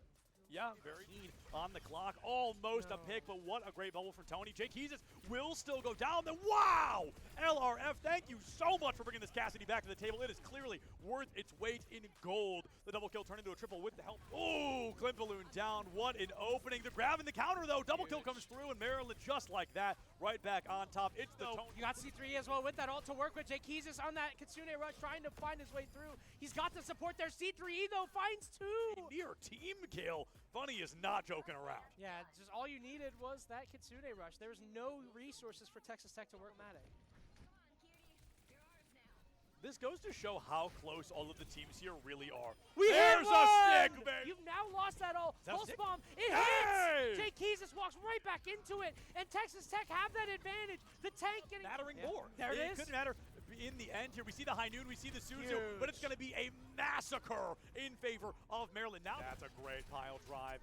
It is going to be Ray. No, does go down. Disaster strikes for Texas Tech. Zadoink has the beat drop, but who do you drop the beat for at a time like this? So I'm going to be seeing some power through. There's the beat. Kitsune on the answer, though. Could be potentially disastrous. We need... Zarya did for now. LRF just going to get walked down here. Tony with 2. It is an easy cleanup here for Maryland as they capture this low. He might fall next. Nemris hits that shot, so no more supports there. You've only got Clip Balloon alive. That is a point capture for Texas Tech. Route from Tony, but one that seems to be working, so I'm not going to be particularly critical of it. They're going to be able to find 3 here, which should turn into a clean 5. I don't think anybody's going to be able to make it out in such a once. Mobilized a great pick here, but unfortunately the rest of the team just not in the pocket to capitalize off the back of it. Tony on a grab is going to be able to turn around, and Bubble goes in the way early on, but the pulse bomb from Funny, almost a guaranteed stick. Oh, LRF tries to take one. There they go again. Second push coming through. There's the grab. They found Tony. They popped the bubble with the TP. The Zarya Great job coming in from Tony. They've got to get Tony out of the damn way, or this is just not going to work well for Texas Tech.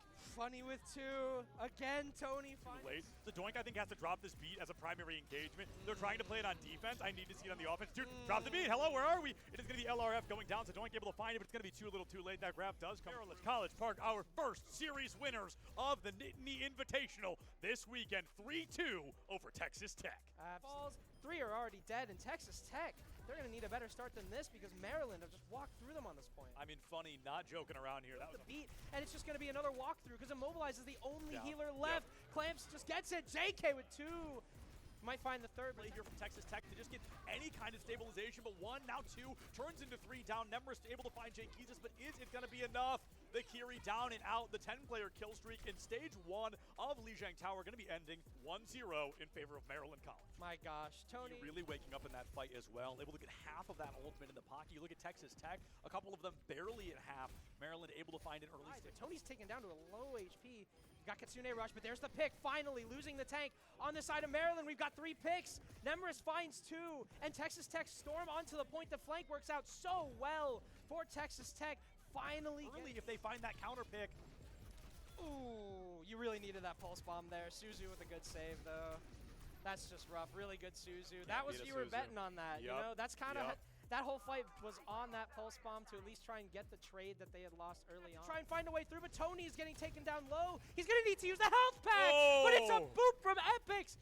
Insane there, finally. But Maryland getting a bit of a run for their money there, especially on the back of LRF. A couple of fights there. That early engagement, that hyper-aggression off-rip map, a huge opening for Texas Tech, almost guarantees that initial point cap in their favor. Sup, Div? Yep, good job there from still Texas Tech pushing through this. They're doing it together, and that's what matters. LRF has Tony now stuck, and he's de-meching him and letting him know about that Deadeye. Yeah, it's a really cool skin. There's the Deadeye, but it's been caught out. But they aren't able to force this push at all. It's a huge Deadeye. They're going to be completely staggered to fall. Still in this fight, but you're slowly losing your squishies. You're Texas Tech. What a win. Map number 2 is going to be very interesting now. We've got something else on our hands. 100%.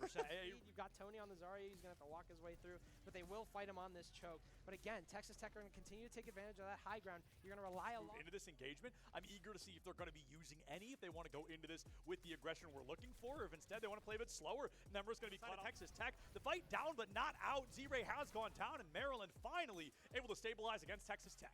got Tony completely into this, I think, I always refer to this as like Kings Row .1.5, right? It's really difficult to get value into, especially when a team is playing as out early. To 1-1 trade with a tank going down for Texas Tech is going to be really detrimental. That B drop trying to end drop Kitsune. This is going to be a tough one for Texas to win.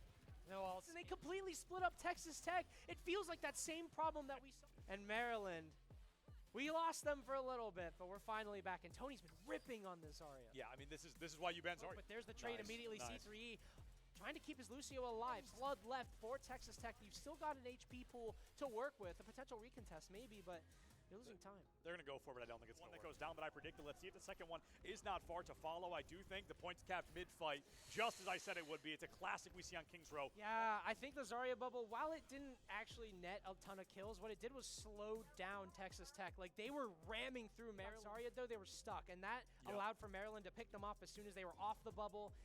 There's three. Oh. Funny? He's having a good time. We can call it. Yeah. I wish we could see his player cam. Oh. Whoa! Deep into the back line, mobilized. No, going up this early. It's going to be up to Jake Keezus to try and make it out. He's not going to try. He's going to try to take somebody out with him. C3E falls, and Texas Tech. This is Fat Shatter. No more Suzu left. Use it though. 3 players inside of this choke, but they're all falling. Jake Keezus with 2. And unfortunately, but that is going to be a really good showing from the side of Maryland. I think my big note for Texas Tech is exactly what I'd predicted going into this. They got a little bit. Yeah, so doink. I love it. I think it's a really funny one. I got to break it out. It's a good one to say. We see now the good news. Epic Z-Ray already back in the back line. Maryland still getting completely poked out of this corner. Hello, everybody, and welcome back to the Nittany Invitational 2025. I'm still Septilence, joined now by Kevin, another one of the student commentators we're going to be seeing joining us for Texas Tech versus Miami. So, Kevin, first and foremost, how you doing? How's your day been? Thank you so much, Sep. It's been great. The last game was absolutely phenomenal, and it's crazy. It's just the first seed versus the 8th seed. This should show that every team is in it to win it. Yes. And it's so exciting. I cannot wait. Without a doubt. I mean, going into that, it was hyper-intensive, and we saw Texas Tech just barely there in that 5th and final map, going to be losing that. So going in now, we're seeing Miami at that 4th seed. But, Kevin, how much does that matter in terms of, Miami was the 4th seed, but they got 3-0'd. Texas Tech is the 8th seed, but they went all the way to map 5. I mean, I don't even know at this point. Nothing. Everything is up in the air, and, it's so crazy, and I really don't think the seeding matters at all. And, Texas Tech, they won the few maps, and I'm really thinking that they should ride the wave, and I think it really is Miami who should be worried. Yeah, without a doubt. I mean, I talked about that as well. If Texas Tech used that break, if they VOD reviewed, if they came in, if they noticed kind of what those Achilles heels may have been, they can come in twice as strong to this matchup. I think Miami having a 3-0 against them, it's not as easy to VOD review a 3-0. It's not as easy to go back and watch that and try to learn from it. So hopefully Miami's able to find some similar matchups maybe in the past or some glaring play style issues that may have ended up costing them. But we'll see what happens here going into this. I know that both these teams are coming in with some legacy. Texas, the furthest team to ever attend one of these, the Nittany Invitational here. And Miami, a team that has previously won the Nittany Invitational. So these teams coming in both desperately trying to make this happen. But going in to map number 1, which I'm going to crapshoot, probably Lijiang Tower again. I'm going to guess it's probably Lijiang. What compositions do you expect to see? I mean, honestly, from Texas Tech, I don't really think that they should stray away from what they played initially. For Miami, maybe, looking back from that last game, the 3-0, during the VOD review, maybe it's just we should forget and just move on. We should just go play our game. And honestly, composition-wise, we should be seeing some kind of similar meta picks. The Tracer, maybe Zarya getting a little popular. The bands probably very similar. But honestly, at this point, so much uncertainty in these teams.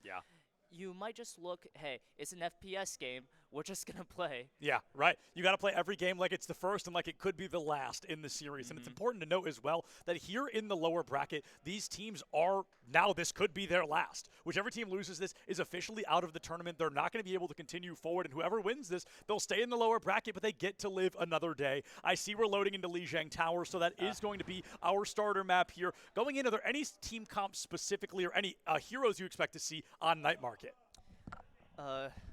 Kiriko, right? Absolutely. Kiriko is king right now. Maybe we'll see the more of the Wu Yang Tracer. I would love to see more Tracer. and that's very popular here, especially in the rooms off to the sides. Can really dominate, and for the health pack, it's very convenient for them as well. Yeah, you've got to wonder. I think you've mentioned this question as well. You've referenced this. Is the Wrecking Ball coming back?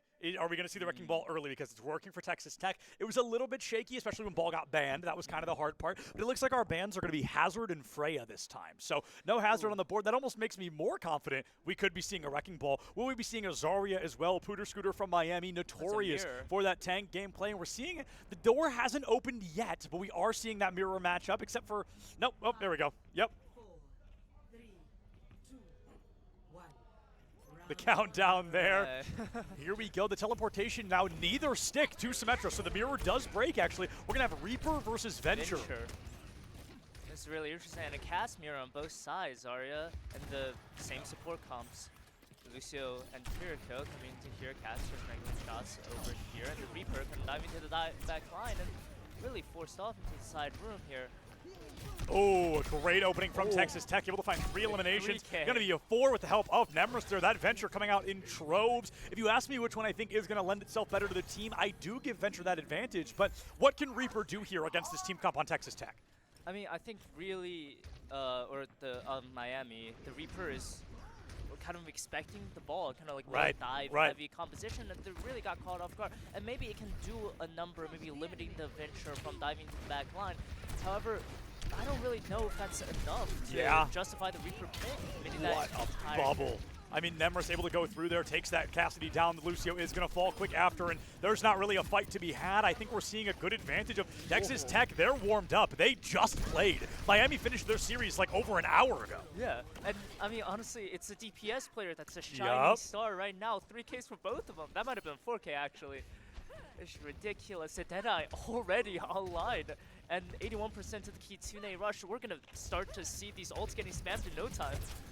Yeah, the ultimates are going to be coming out here. The fight finally getting the chance to begin. It seems like Miami's getting a little bit of space. They get to engage a little more aggressively. But a Deadeye in the backline here, enough to just scare the team off. And that's all we're really trying to do. Probably going to Wraith form to get out of that. On is going to be able to stay on this Mortal Coil. Going into the fight, Kitsune rush out from Nitro. It's going to be countered out by Mobilize. It's going to be a 5v5 engagement here in the backline. Venture has the ult in just a second. She is likely going to go ahead and pop it here, but Nemris is not going to be able to find it. Pooter Scooter with the double kill gives Miami the first advantage on this map so far. Texas Tech just under 70.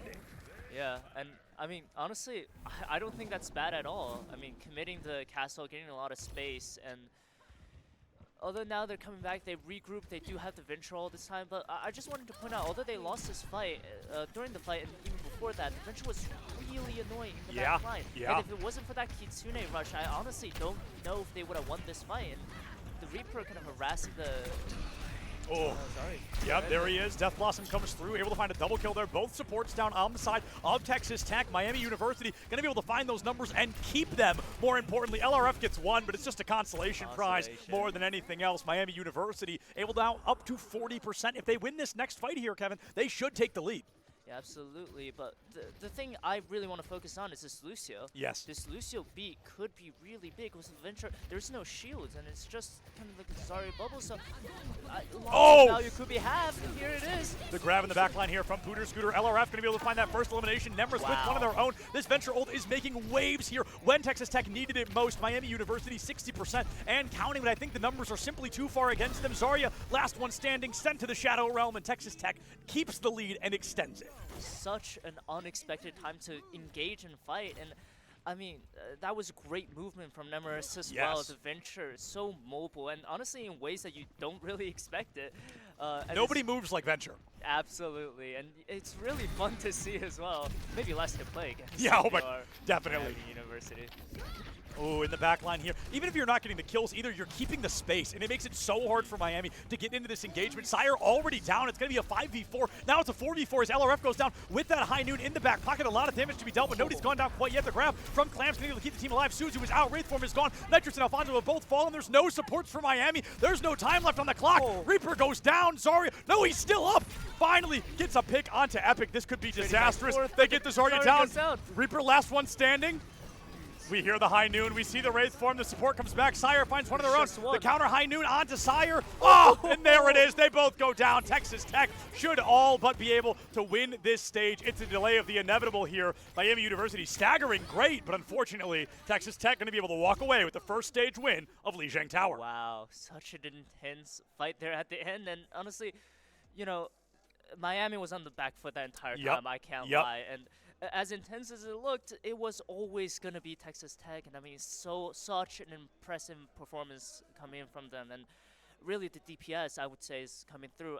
I would say the support being able to be outputted by the Kiri, so resilient, so difficult to kill. I mean, it's such a bad time, especially when you're a Reaper. You can't get up close and personal, and you're outputting so little damage. You're just getting healed up right away, and honestly, you're kind of just feeding the ults a little bit. And I mean, how many times did we watch Nemeris and Clamps both fall to like 50 HP or less, and up here comes Suzu, and then they never died. They never went down. Mobilized, doing such a good job keeping that team alive, and it looks like we're going to be heading now into the second point of Lijiang Tower. Control Center, my personal favorite. Yeah, and Sire trying to switch things up here on the Torbjorn. Let's see if that's worth its weight.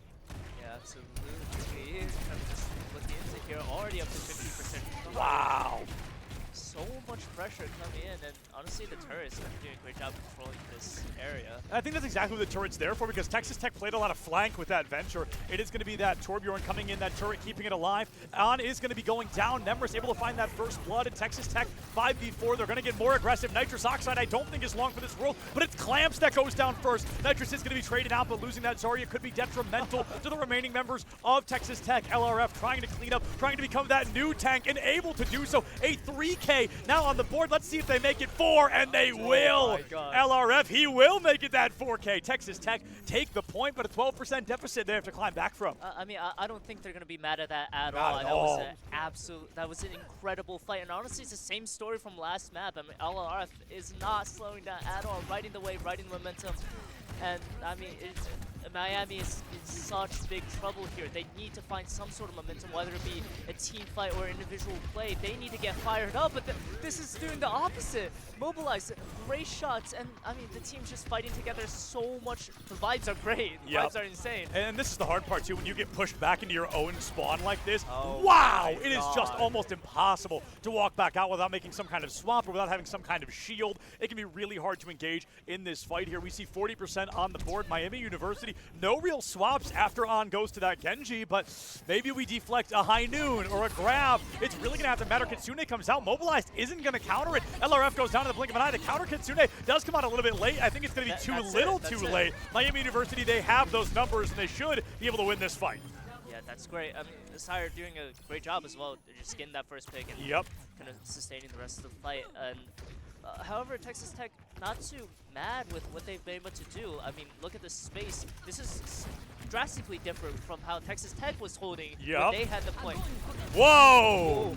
Hyper aggression comes out. The grab into beat, forcing Epic to use that ultimate early, but I think it is going to be beneficial because now Nemeris can go right in with an ultimate of their own. High Noon, Epic does go down. Alfonso's beat keeps the 5 up and standing, and at a critical, pivotal moment, 2 players are going to fall on the side of Texas Tech. This should allow Miami University to take the lead here on second point Lijiang Control Center. And I really think Sire had a hand in every single elimination right there. These cast players are insane. These nades are getting so much value. These headshots are hitting. It's all I hear right now. It's just a ding, ding, ding, the headshot. It's crazy. And the Lucio here, I mean, great movements coming in, but I haven't really seen the impact I really should. Although it was kind of outside of the beat, I agree that we haven't been seeing that viability that we want to be seeing from the Lucio, but here it's going to be, we don't need a Lucio, we'll do it ourselves. There's no point in healing if there's no one to do damage, right? Absolutely. So Miami University, they come in, they get a little bit too aggressive, but they got 34% on that hold. That's pretty darn good, all things considered. They have to flip that point one more time, and they should be able to win this, but unfortunately, they're going in with 0 ultimates. Kevin, how do you approach this fight with no ults? I mean, I just think you have to use it. Maybe you don't. Oh my God. Maybe you don't, actually. You know what? I set you up for the question, and then they kind of proved us wrong immediately. It was over before it started.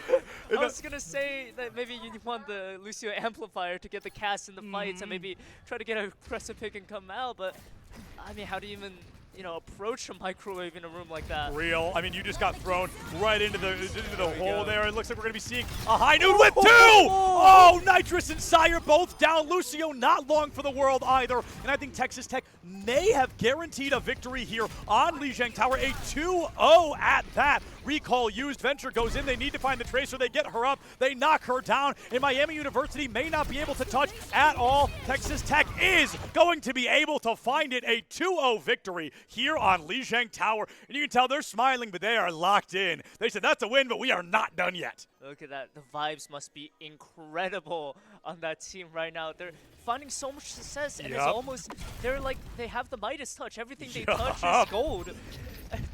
I mean, look at these. There's so much coherence. Everyone's fighting together. All the utilities, amazing.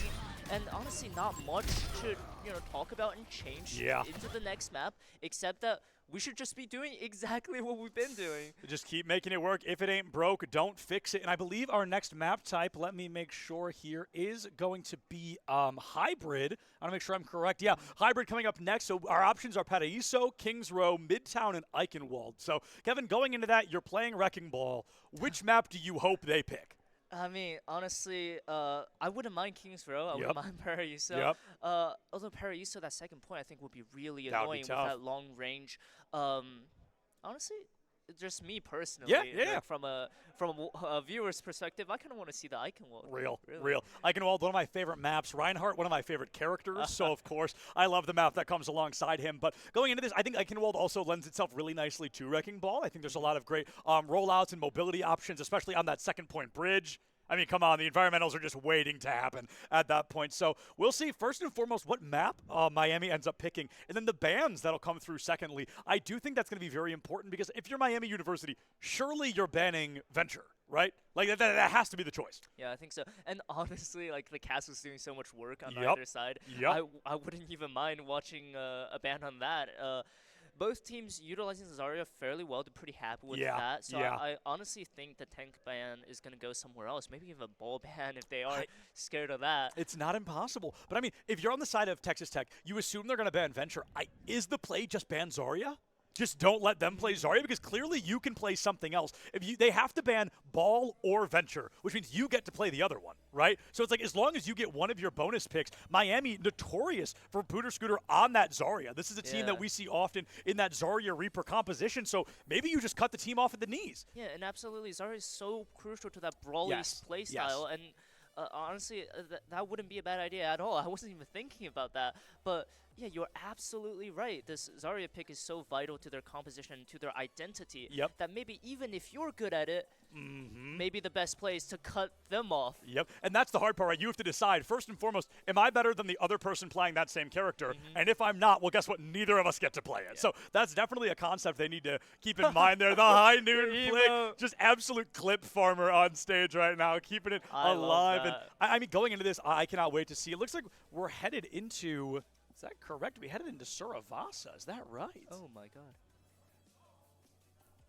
Flashball? No, I think that's an old note. Okay. I was like, surely not, right? No, okay. Going into this, we're going to be seeing what map comes up next. I do believe it is hybrid. I'm pretty sure I'm right about that. So if it is Kings Row, I don't know what tanks we're going to be seeing. It's going to be very interesting. So, Suravasa confirmed. I'm getting confirmation. The mode can be picked. Oh, okay, so they just happened to go in the exact order last time. So they're picking to take us to Flashpoint next, which I have to say, Kevin, what do you think the thought process is to lose Control 2-0 and then go to a map type that's very similar to Control? Although I think they are playing to their advantage. Flashpoint can be very brawly.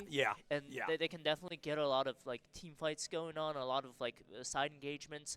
I would say, like, honestly, there's nothing that Miami has shown that puts our confidence in that, they should do this and they should be able to go towards this area. I would say it's so tough for them losing 4 maps in a row, and they just need to... I didn't even think about that. You're so right. Yeah, that didn't even hit me. It's got to be tough to go into that circumstance of knowing, it's like keeping it close, but unfortunately just close. It's a similar issue, actually, that Texas Tech had in that last series is close doesn't cut it. You've got to make it over that hurdle. You've got to continue moving forward. You've got to continue finding that advantage state. And unfortunately, Miami just not able to put those pieces together yet. The good news is there's at least 2 more maps to try and figure it out. Yeah, and mentality is so important, especially when you're knocked down early round. We've seen so many unbelievable runs in esports because of mentality, and the teams are down, but they're not out, and that's really the lesson that we should kind of look into here. We shouldn't count Miami out at all. However, you know, on another side note, I'm a very big advocate to see some carnage happening here, if you know what I mean. Yes. And going into this, so we got the ban confirmation here. We're going to be seeing Miami University ban Zarya. A surprising choice, I think, but I do think it makes sense. Kind of the second choice in a way, or maybe the third choice. And we're seeing, if I'm understanding this correctly, Texas Tech is banning Torbjorn, which is like, sure. You know what? Sure. Why not? We've got some legendary clip farmers on the Texas Tech team, clearly. And maybe they're proving a point. They're going, hey, play whoever you want, and we're still going to feel pretty darn good about this win. We've also got, for those of us who are in-house happening off-stream, we have Rainbow Six happening right now. For those wondering where Jazzman went, that's where he went. He's playing Rainbow Six right now. So we brought in Kevin a little bit ahead of schedule so Jazzman could get in there and help out the team to the best of their abilities. But we're excited to be having Rainbow Six going. We've got Marvel Rivals going. I don't know if that's right now or if that's later, but this weekend, Marvel Rivals is happening. We've got Pokemon Virtual Game is well happening this weekend, so we're really excited to be having all of that. But Overwatch, Saravasa coming up in just a second. This is a map that I admittedly haven't played too much, so I'm really excited to see what it's going to end up looking like and what compositions these players are ready to bring to the table, especially now that Zarya is missing. Yeah, and I've maybe played this map a little too much. I've gotten so many frustrated, you know, very close losses. I think this Flashpoint is a mode where very close games can happen, and doesn't matter how far apart the team is in terms of skill. In terms of skill, I think this is going to be really fascinating because I do think Ball can lend himself well to a couple of points here, but then he's not good on a couple others. And I think that's going to be the issue here, the dynamic of choosing when to play Wrecking Ball, if to play Wrecking Ball. And what I'm wondering is, we know that, you know, Hazard's not off the table anymore. Zarya's gone. Do we fall just to the Hazard default? He's an incredibly talented tank. He's got an insane versatility and volatility, and I wonder if he's going to be that kind of replacement Zarya. Yeah, and I love seeing weird characters. I love seeing the variety coming in. I want to see everything, right? I want to see some Mei, some Hanzo maybe being played. Soj, I love Soj. I'm a big Soj fan as well. We actually saw Texas Tech play Soj last series, so we know it's not off the table. We know it's very possible we could be seeing that Soj run come in. I love Mei. She's one of my favorite characters, one of my most played. I also love to play the more inconvenient characters. I'm a huge Junkrat player. I wish we'd see Junkrat today. We saw very little bit on Dorado, but here we go with the horse. Like you said, Pooter Scooter on the Orisa. Now, Pooter Scooter kind of notorious for that Orisa gameplay, a very talented Orisa player. I love this comp, actually. The Sojourn, the horse, the Genji. Honestly, I'm kind of looking at this and saying that this is anti-dive. We want to stop the Hazard with the ball.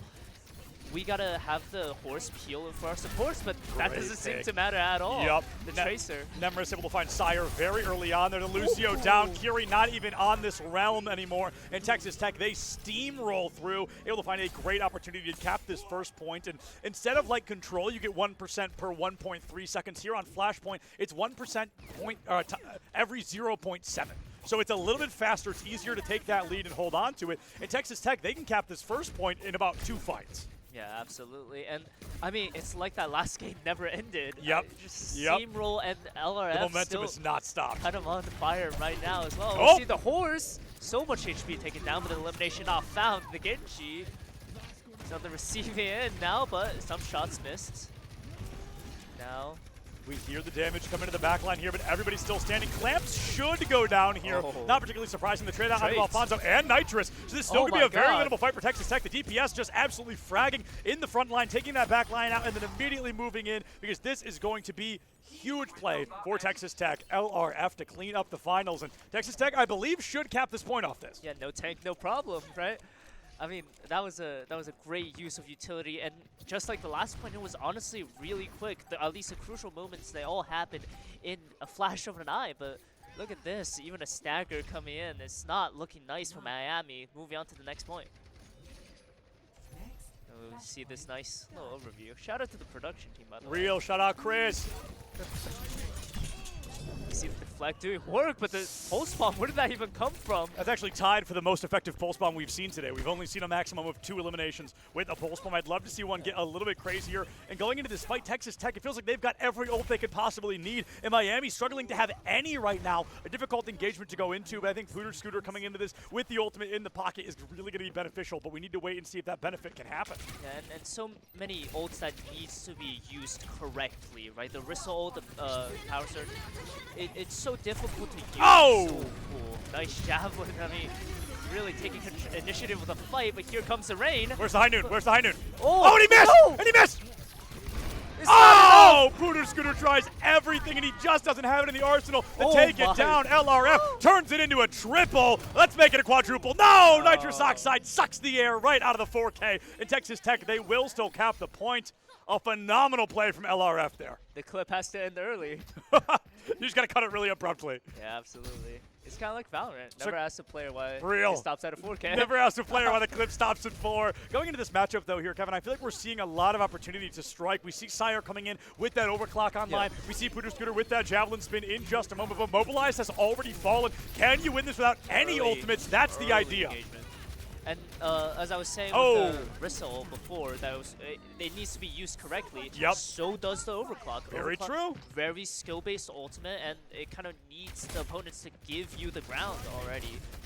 You're not just hiding away from every overclock. But here comes the engagement, and pulse bomb, nothing. Whole lot of nothing on that one. LRF able to find that elimination early. I don't imagine Pooter Scooter lives this. Yeah, they are going to be going down. Their Clamps on a 10-player kill streak. I mean, Texas Tech, they took that loss to Maryland personally because they have come in and they are just demonizing this matchup. They are tearing up. They want to be your idol for this tournament here. Absolutely. So far, Texas Tech able to find a great performance. One ultimate still in the bank. Miami University coming in with damn near all 5. Everything. And I mean, honestly, going back on what you were saying, I mean, that loss to the first seed, maybe even not as demoralizing as we might think. Yeah. And here we see the ult coming in, the grand fit. This is big, but the beat, it's just going to stop it. Nothing, no value found. And I mean, Sire's going to get taken out of the game. No, chance to even compete with LRF in this DPS showdown.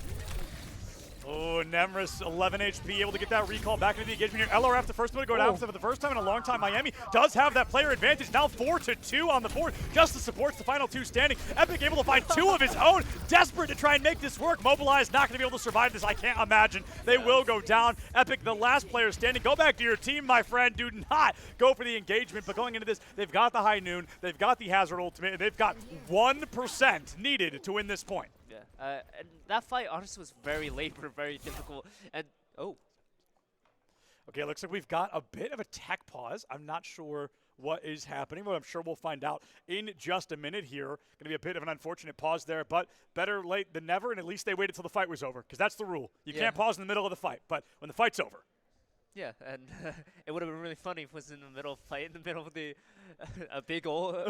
The middle of a huge fight. It's happened before, honestly, because sometimes people don't turn off the setting where it'll auto-pause if someone DCs. So then it happens, and it's technically not supposed to happen, but nobody did it. So it's like nobody's technically in trouble. It's a whole thing. But going into this, I'm going to lean right over here. Let's see what's going on. Yeah, okay, just looks like a little bit of a tech error there. We are going to be jumping right back into the matchup here. We can see what the final fight may be looking like. Texas Tech, they need to win this, and they need to win one more flash point to win this map and put themselves on series point already. And my eyes on the hazard ult. I think this is a way that they're going to engage. And, I mean, when that happens, I feel like the overclock is going to happen immediately. Overclock comes through. Sire doesn't even get to use it. 2 players down, and now Pooter Scooter cannot be long for the Mortal Coil. Looks like they are going to be able to find one in the form of Epic Ray. This could be a huge opportunity to strike on the side of Miami, but unfortunately, now Clamps has gone down. Just when you think it's over, they're going to be coming right back into the fray. The Javelin comes out. Looks like Pooter Scooter's coming around. Gonna be golden here, trying to keep this team alive. Miami University able to pick up some damage, but not able to hold on to the point. Javelin spin in. Suzu to boot. LRF desperate to find even one elimination, but just can't do it. The Orisa ult is personal to take LRF out of the equation. Miami University in the final moments. They are going to be free. They are going to find the second point and tie Flashpoint back up. Down but not out. I mean, this is a type of resilience that we need to see from a team in a lower bracket that wants to make a run. Sire Overclock, honestly, not finding a lot of value. The Soj has really struggled. Despite the fight win, I would say Pooter Scooter played a huge hand in winning that fight. But Sire maybe even considering like a swap off the Sojourn? Because it's really not doing it. I mean, especially after popping that overclock and immediately kind of losing it. You don't have to worry about the ult anymore. You can swap onto something else if you think it's viable. Yeah, but still Kitsune Rush and Pulse Bomb, you know, we want to see Pulse Bomb get a little more value, but definitely Kitsune Rush can get a bit of value, especially since Mobileye doesn't have the counter one. Yeah, sneaking around on, and here's a stick! Nice, Suzu must have kept that Cassidy alive. Clamps has gone down here. Miami University finally coming back to life. God. That little bit of a pause really helped them find a second win at a critical moment. LRF gets a pick of their own, but I believe they're already down 2. Let's turn that into 3 off the map, into a 4th and final. Texas Tech not able to find that capitalization of Miami University, 15% on the board. It's really about getting to the groove. We're seeing Pooter Scooter kind of hitting these javelins now, and you know, understanding the flow of the game a lot better here. I think really kind of getting comfortable and capitalizing off the advantages that they have and winning 5v4 situations. And coming in here, Hazard looking to engage, still has the ultimate, and here it goes. On the right click. Oh, the Orisa goes down. It could be disastrous. Booter Scooter is going to fall. If you're wondering what the beat is, this is what it sounds like to keep the team alive. This is the music they need to dance into this victory position. But Texas Tech, even with all this damage, have not been able to find the numbers advantage quite yet. Here it goes, still standing. Nitrous finally down 75% on the board and still